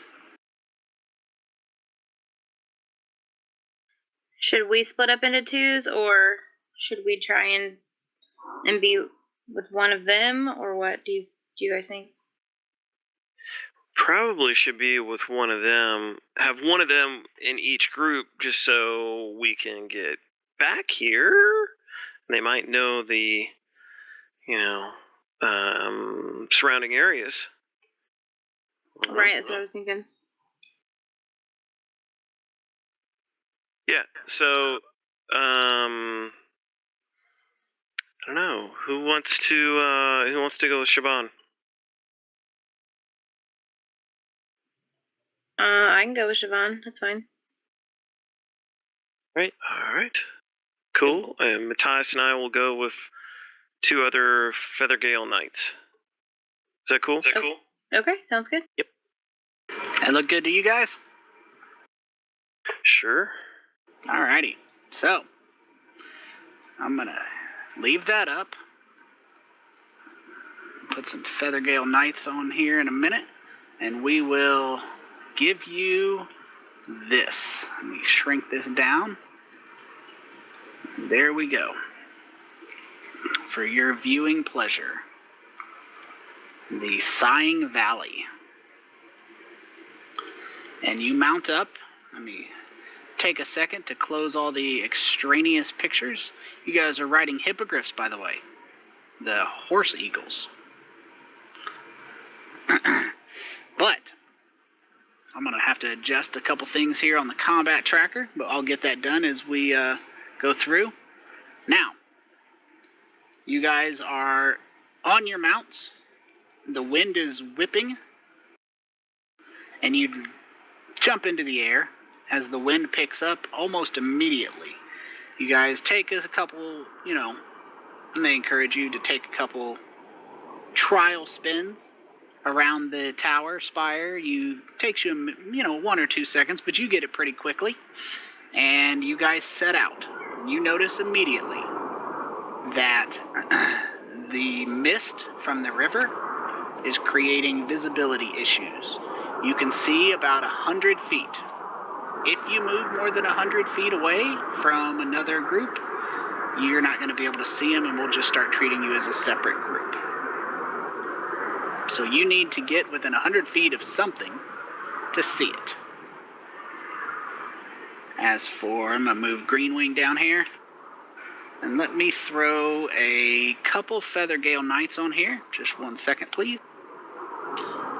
I'll put them on here. Everybody comes up red for some reason.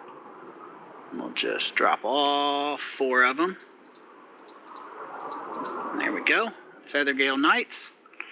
And we will go with some number pogs, I think, if we have them. Do we have those? Oh, yeah. So put that bad boy on there and get them locked for scale. Group 1 and Group 2. That's where you guys are at. And I will allow whoever desires. We'll say, Ogie, you get to control Group 1. And you, Matthias and Dimble, you guys can fight it out who gets to control Group 2. So, here's how we're going to do this. As the wind tears through the valley, you guys are exhilarated, and Dimble's having a blast as the mount responds to his every command. He's having a blast and letting out cackles that sound familiar. Oh, gosh. You thought it was away, didn't you? It never goes away. So, how this is going to work is for every minute you spend searching, you get to move your token around, your 1 or 2, and you're going to give me a d20. You're going to get a bonus of +1 for each character, including Knight, in the group. any group that is close and rolls high enough to spot him will be able to see the creature. If you engage the creature, that's a whole nother set of rules. Each of you have been given a hunting horn. The further away you guys are, the longer it's going to take. If you guys are over here, and you blow your horn, you'll still hear each other, but you may be without support for a couple rounds. But the wider you spread out, the easier it is to find the bastard. So, for now, we're going to start off with what initial direction you're going to go, and then we're going to start with a roll of a d20 plus 4, and I'm going to tell you guys how to do that when we get there. So, Ogie, and you guys can communicate before you start spreading out. If you guys want to, but once you spread out, you're on your own. You can't talk anymore till you blow the horn. I was thinking Matthias? about going over here. That's cool. I think we should follow one another. For now. Yeah, I do too. Cool.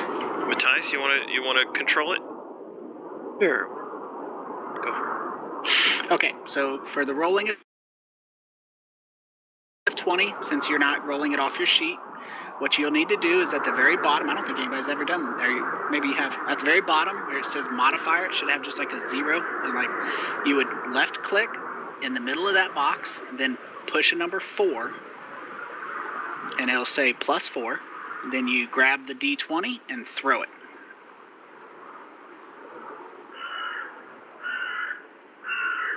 So the bottom left, just below the chat box where it says modifiers, it'll say 0 modifier. It's just to the left of the ADV and DIS button. You'll actually left click and then hit the number 4 on your keyboard, and that should change the 0 to a 4. You want me to roll, Matthias? Go right ahead.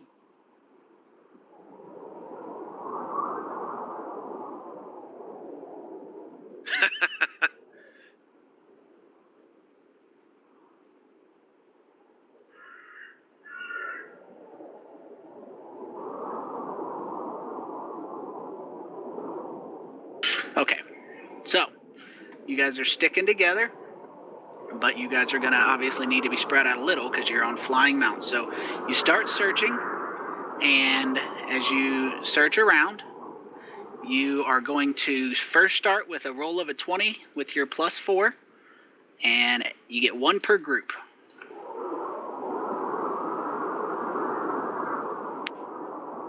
Can I use that one I did for Greenwing? Oh, absolutely. You can keep it. Sweet.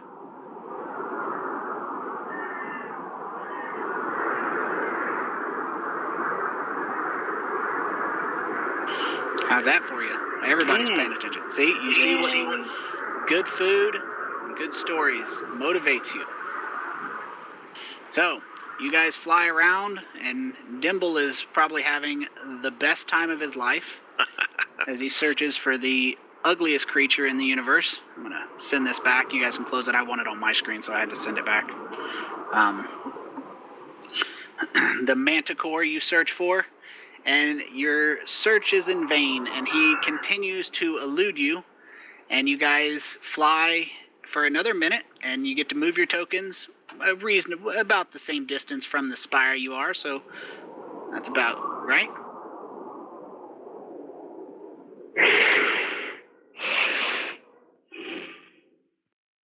And give me another 20 with a plus 4, please. As Oglavon's group spirals through a cloud mist bank, your vision is obscured and you're able to not see too much. I meant to click a button. Give me 1 second. Let's get some good music.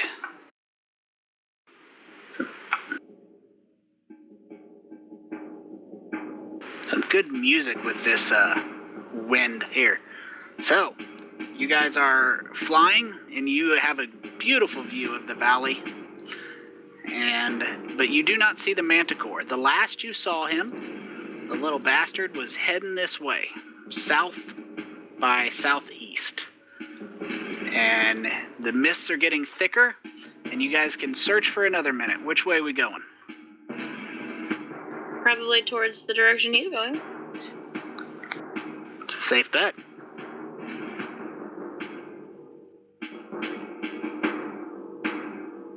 Alright, give me another 20 plus 4, please.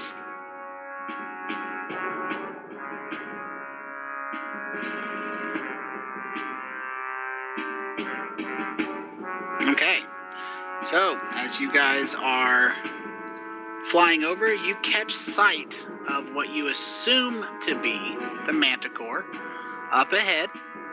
It is caught by Dimble's group, who quickly points it out, but it looks like he is up here, and oh wow, apparently that is a inappropriately small one. Let me back up. I got the It's I a got the teeny small tiny token. Manticore. There we go. It's a mini Manticore, and he is heading down. And as you are making your way towards that little plateau there, you notice the wind picks up a roaring whistle.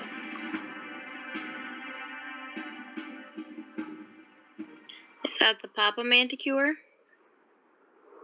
You'll have to catch him and ask. Yay! So, I'm assuming you guys want to track him and follow him.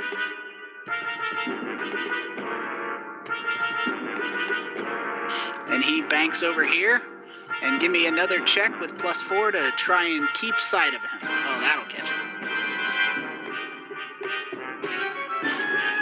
Feeding off each other, the Manticore flies over towards the plateau, and you guys keep him in sight as he banks over towards the plateau, and you guys are able to hop in. So now what I need is a set of initiatives from all 4 of you.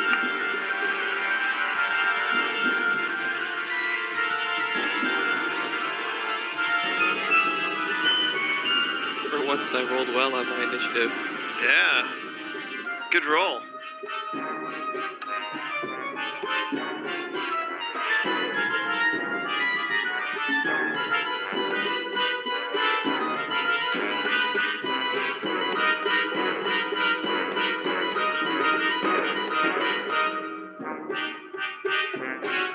Forgot I need to roll for Siobhan. Sorry.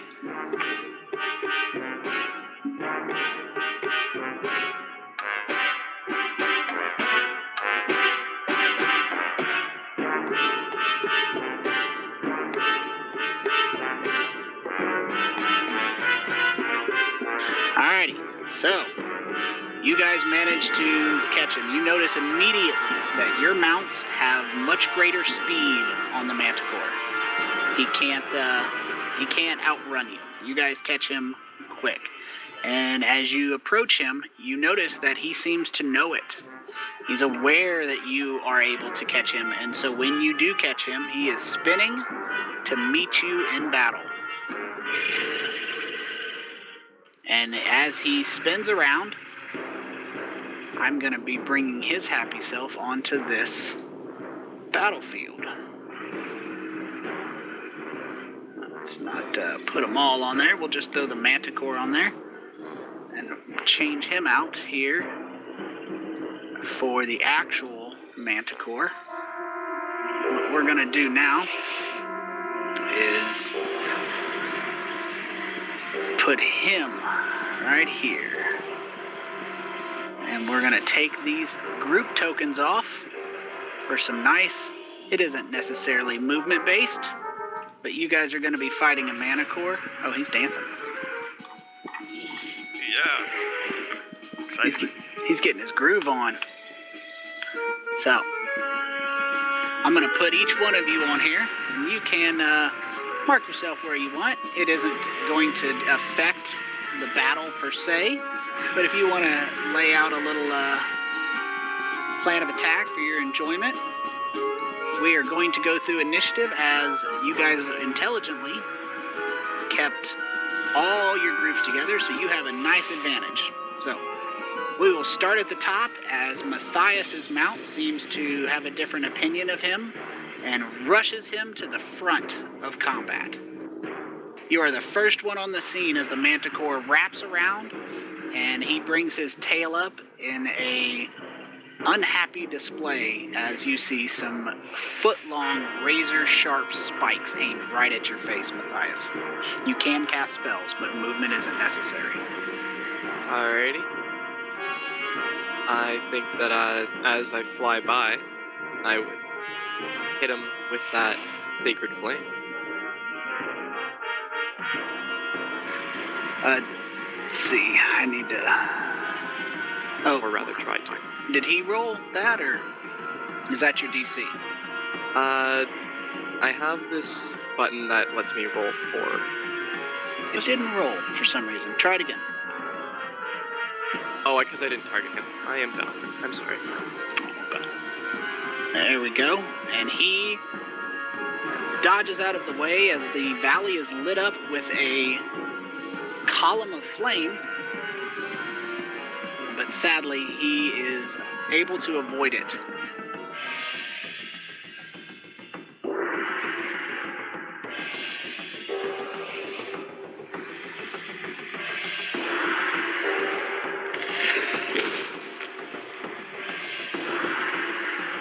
Okay, I'm going to go ahead and hit him with a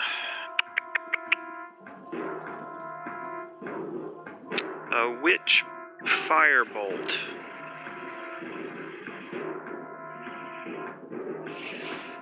That's a hit.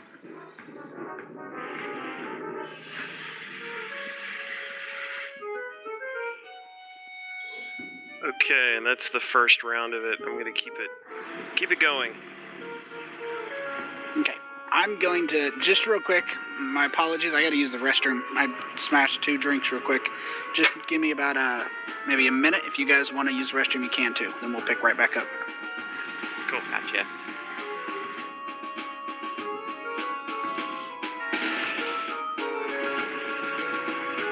Should we have Shaban use her bow? Definitely. Alright, cool. We're trying to keep her from getting got.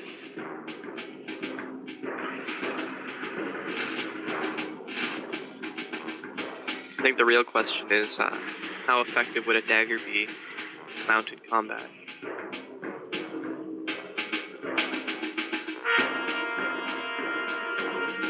Not very.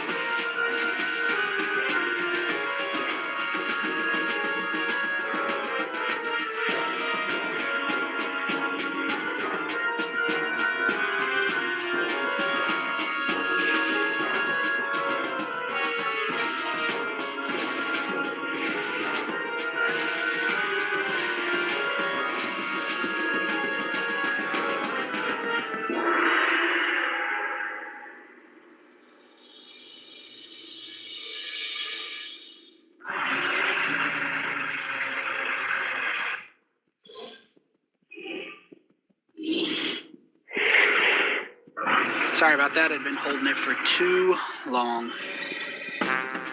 All right. Shaban, I heard something about a bow. I'm guessing you guys want to bow it up? Yep. Okay, let's slow it down here. Targeting Mr. Manticore, she looses an arrow and hits. And the arrow grazes his wing ever so slightly. And he is not overly happy about it.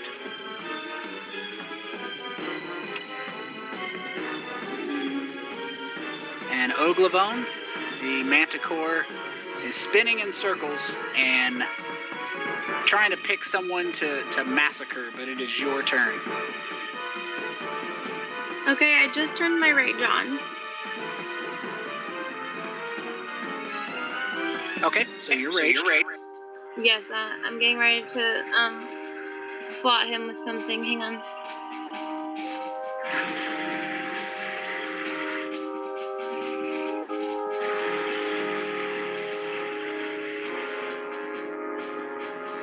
Okay. So a heads up, just an FYI, you can use your maul, but so you know you're going to have to stay close to him, and that's perfectly fine. It's not necessarily any effect on your combat, but I just wanted you to know that you're going to have to get close, and that's probably going to make him want to attack you. I'm okay with that, but Can I not back up? you can, but you can't. I mean, you have to fly in to get him, and then once you fly in, you have to keep going, and then he can chase you. So it does definitely expose you a little more to use a melee weapon. But doesn't he die more? He definitely will take bigger hits from you with a melee weapon, absolutely. Okay, well, I'll just try it for now. Okay, so you still want to hold left control and left click on the token so you can target him, and then roll your damage.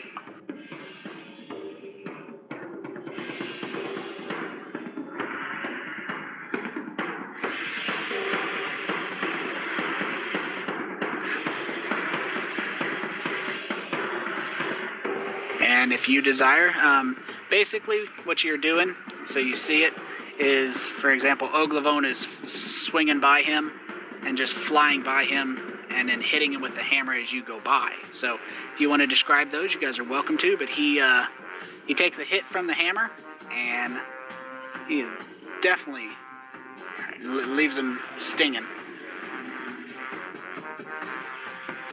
How fast are we flying, by the way? So when you're looking at hippogriffs, on average, a hippogriff's going to be full movement speed about 120 feet per round.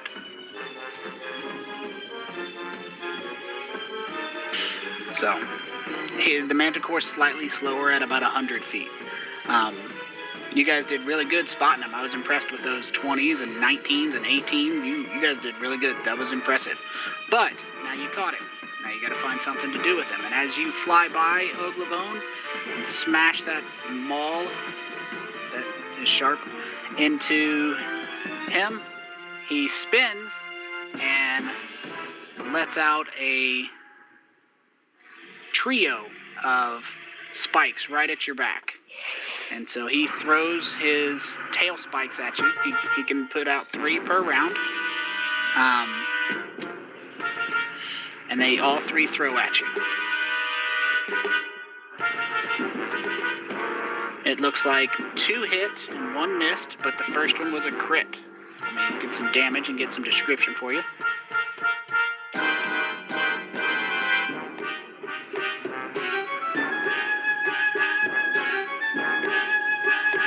So as you fly by, the Manticore throws spikes at you. 1 goes over your head, but you feel 1 go right through your shoulder, and then 1 right through your chest. That didn't apply the effect correctly, so I'll fix your damage here. I had to write a new effect for your rage. I may have done it wrong, so please forgive me. Reapply those. So let's drop your damage down. There we go. Your damage is correct now. And I'm still working on the effect, so I am watching for errors and getting it fixed. So he roars and flings those at you, and it hurts, but it definitely doesn't drop you down. And he tries to go through the hole, and he's definitely not running away, but he's definitely lashing out at you. Okay, great. So the Feathergale Knight there pulls out his a spear and throws his spear at the Manticore and lodges it. It looks like they're attacking his wings.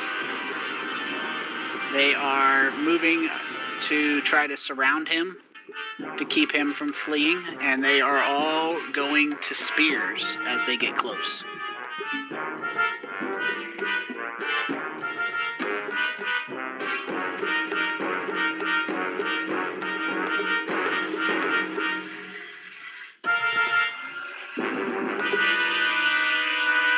You guys notice that, let's see, Dimble, you hit. He's taken 4 hits from a spear and a maul and a short bow. And he definitely is, he's stinging, but he is not by any means out of the fight.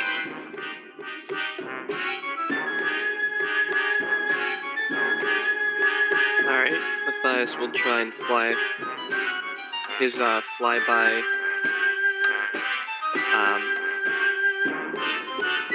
Sacred Flame, that's the word. Once more, see what happens.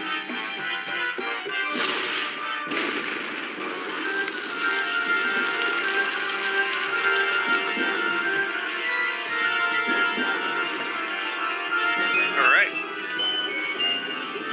And it is engulfed in flame as he flies by, waving a hand and yelling at it. Yelling something scary, not just flying by going, hey. He's waving and greeting. I mean, there's no judgment. You can say hey. So if did I move more than? Did he move more than 30 feet away from me? We're not applying distance for that. I mean, and mostly because you guys are flying basically in concentric circles, up and down. The assumption is you guys are close enough to get the advantages that you need. Got it. Okay. All right. So I don't think he gets to make another saving throw, does he? Yeah. From your Witch Bolt? Yeah, Witch Bolt. No, he does not. Okay, I'm just gonna apply the damage again.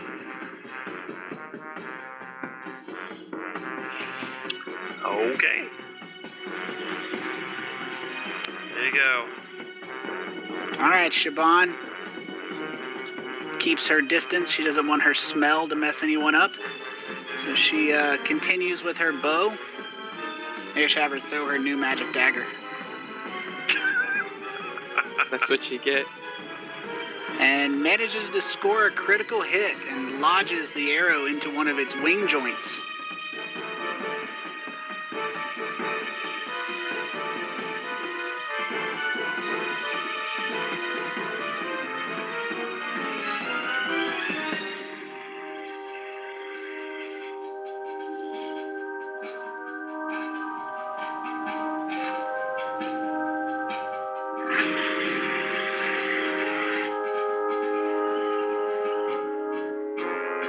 Alright, Ogie, it is your attack. Yep. You can still use your ranged or hammer if you would like.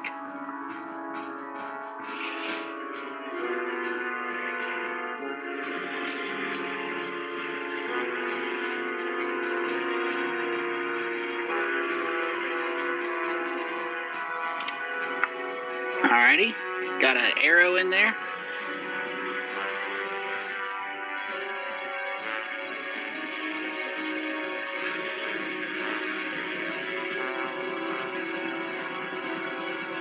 Okay.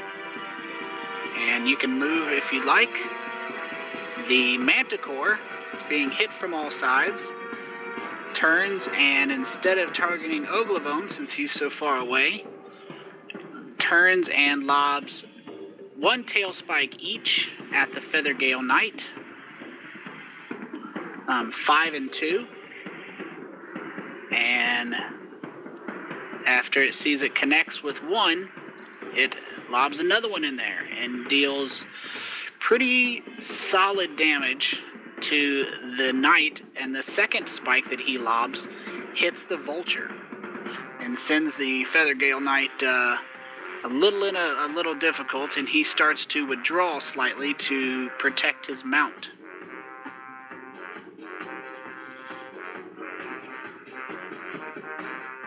The rest of them continue to try to use their spears. We've got one flying wild there.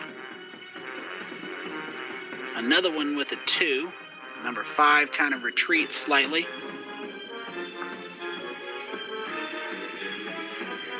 And all 3 Feathergale Knights seem to fail in their aim. Spears falling below.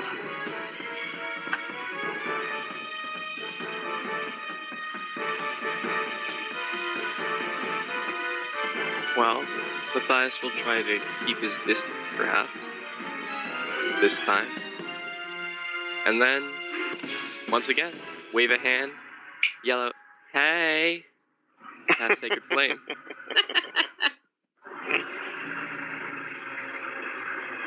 That is a hit, and I had to make sure I had that on recording.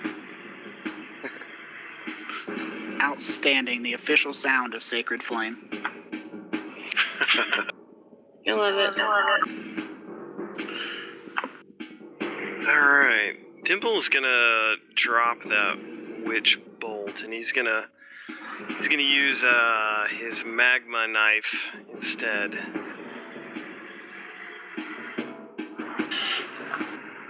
That is a miss as it banks around.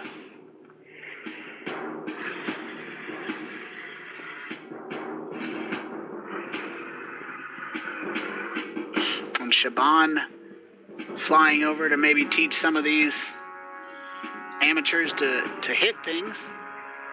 Scores another hit on the Manticore, and it's starting to show some signs of injury.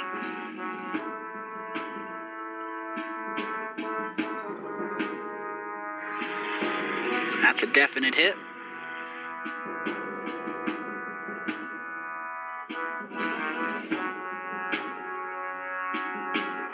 Alrighty. And the Manticore looks like he's aware that he's having a bad day. Making his way over to this Feathergale Knight. As it flies by, it lashes out with claw and fang.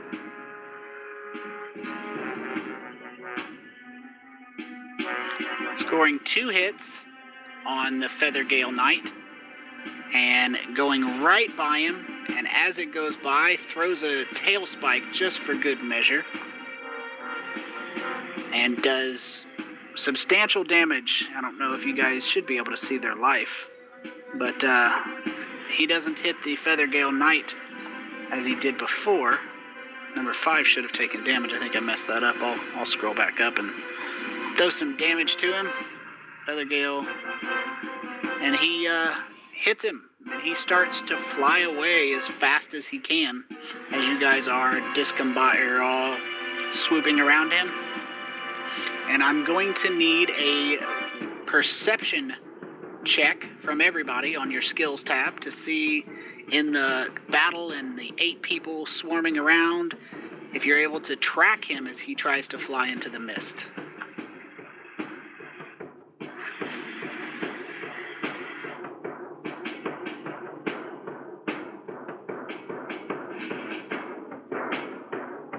Okay, it looks like Dimble is able to track him.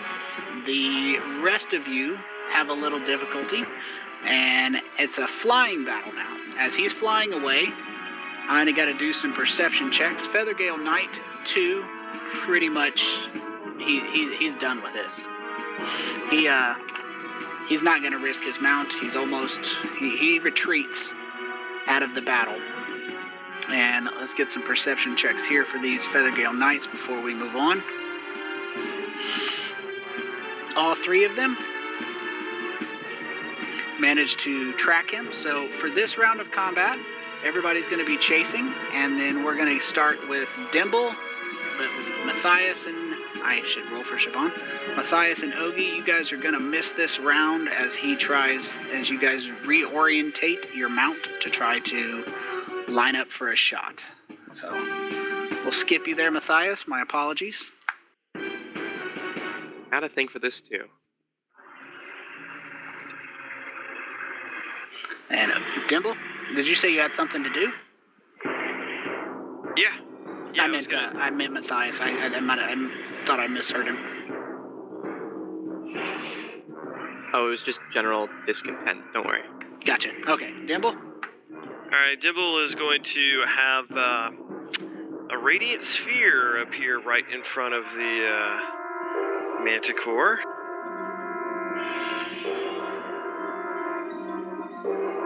He narrowly sweeps around it. Okay, and if I apply the damage, he gets half. Got it. Applied correctly. Okay. And we'll go straight to Shaban, who managed to see it with the bow and keep firing. The hit.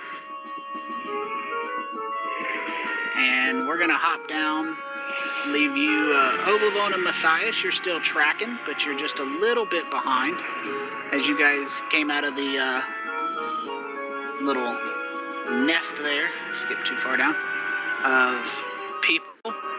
And the Manticore flings, is that 3, 6, 7 tail spikes. He has 24. So as he spins around and launches 3 at Feathergale Knight 7. For 2 hits and a miss. And continues his flight. And they'll get their attacks. I'll just slide through theirs real quick.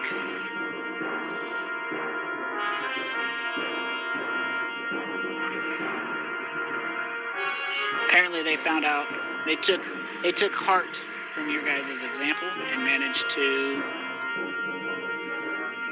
get some connections. And give me a whole nother round of perception checks, please. 13 or higher to get around.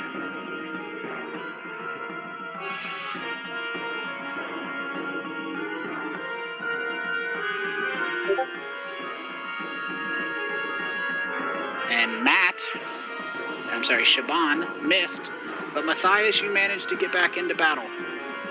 Hooray. Ogie, you're coming with that hammer, but if you get him, you're gonna smash that ass. I'm trying. Well, let's see here. Matthias changes tactics, reaches into his belt, and pulls forth a wand. Waves it around, points it at the Manticore, and shouts the good one.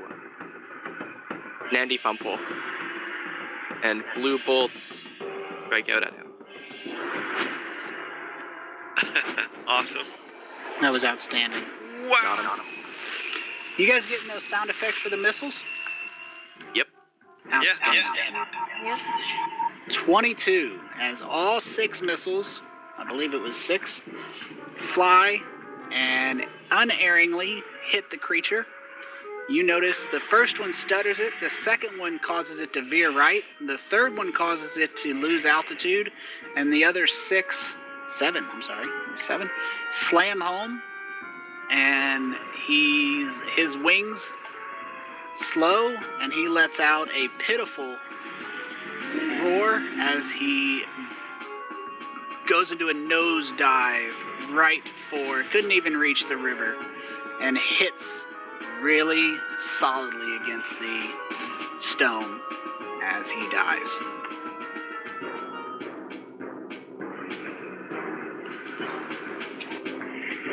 And the knights around you cheer for you and victory as the Manticore, the evil creature that it is, hits the ground, and they all swoop down, assuming you're going with them, to make sure it's dead. Not that, the impact didn't do it.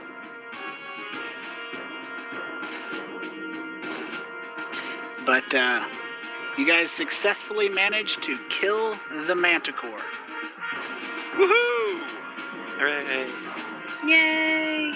So, you guys land, and as you see, the Manticore is pretty messed up.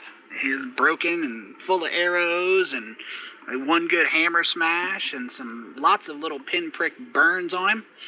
And the knights tell you that you are natural-born flyers, and they congratulate you on ridding the region of a threat to peace. Is there anything you guys want to do with the body? Anybody have any desires to get some Manticore steaks, take a head for their own trophy? It's up to you. It's your kill. You guys killed. Matthias will really quickly mutter a prayer of healing. Restore the people who You can target and heal as you like. Yeah, I would like to try and get maybe a few spikes and claws. Thank you.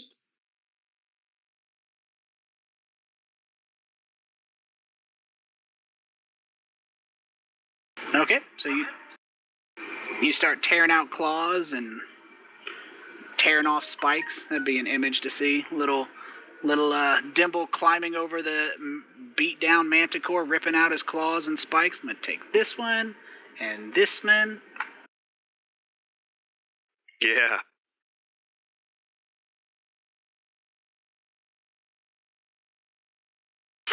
Okay, what about you there, Matthias? Anything other than the prayer over Oglavon's injuries? And the other ones, they thank you as well. Well, you gotta take the head back. You can claim you the ring. It's true. Oglavon, you want to cut that head off there with that hammer? Slice his head off.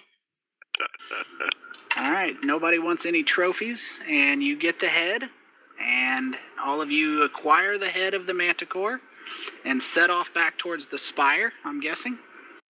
Well, did we see where it might have had its lair, or?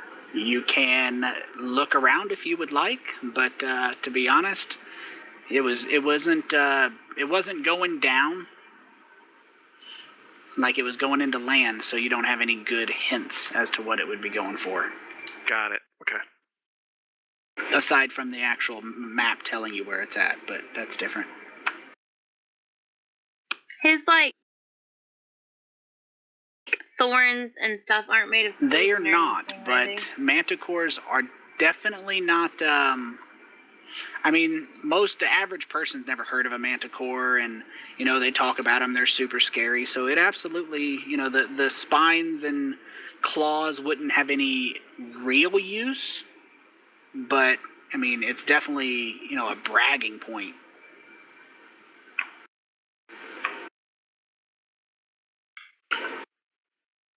Dimble will offer a few to everybody else as well. A few of the spikes and claws. Yeah, that would be great. Matthias will take a claw.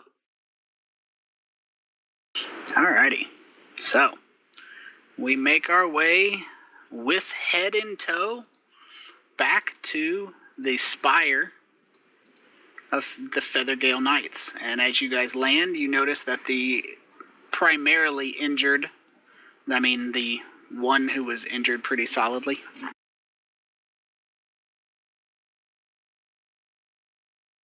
One second, please.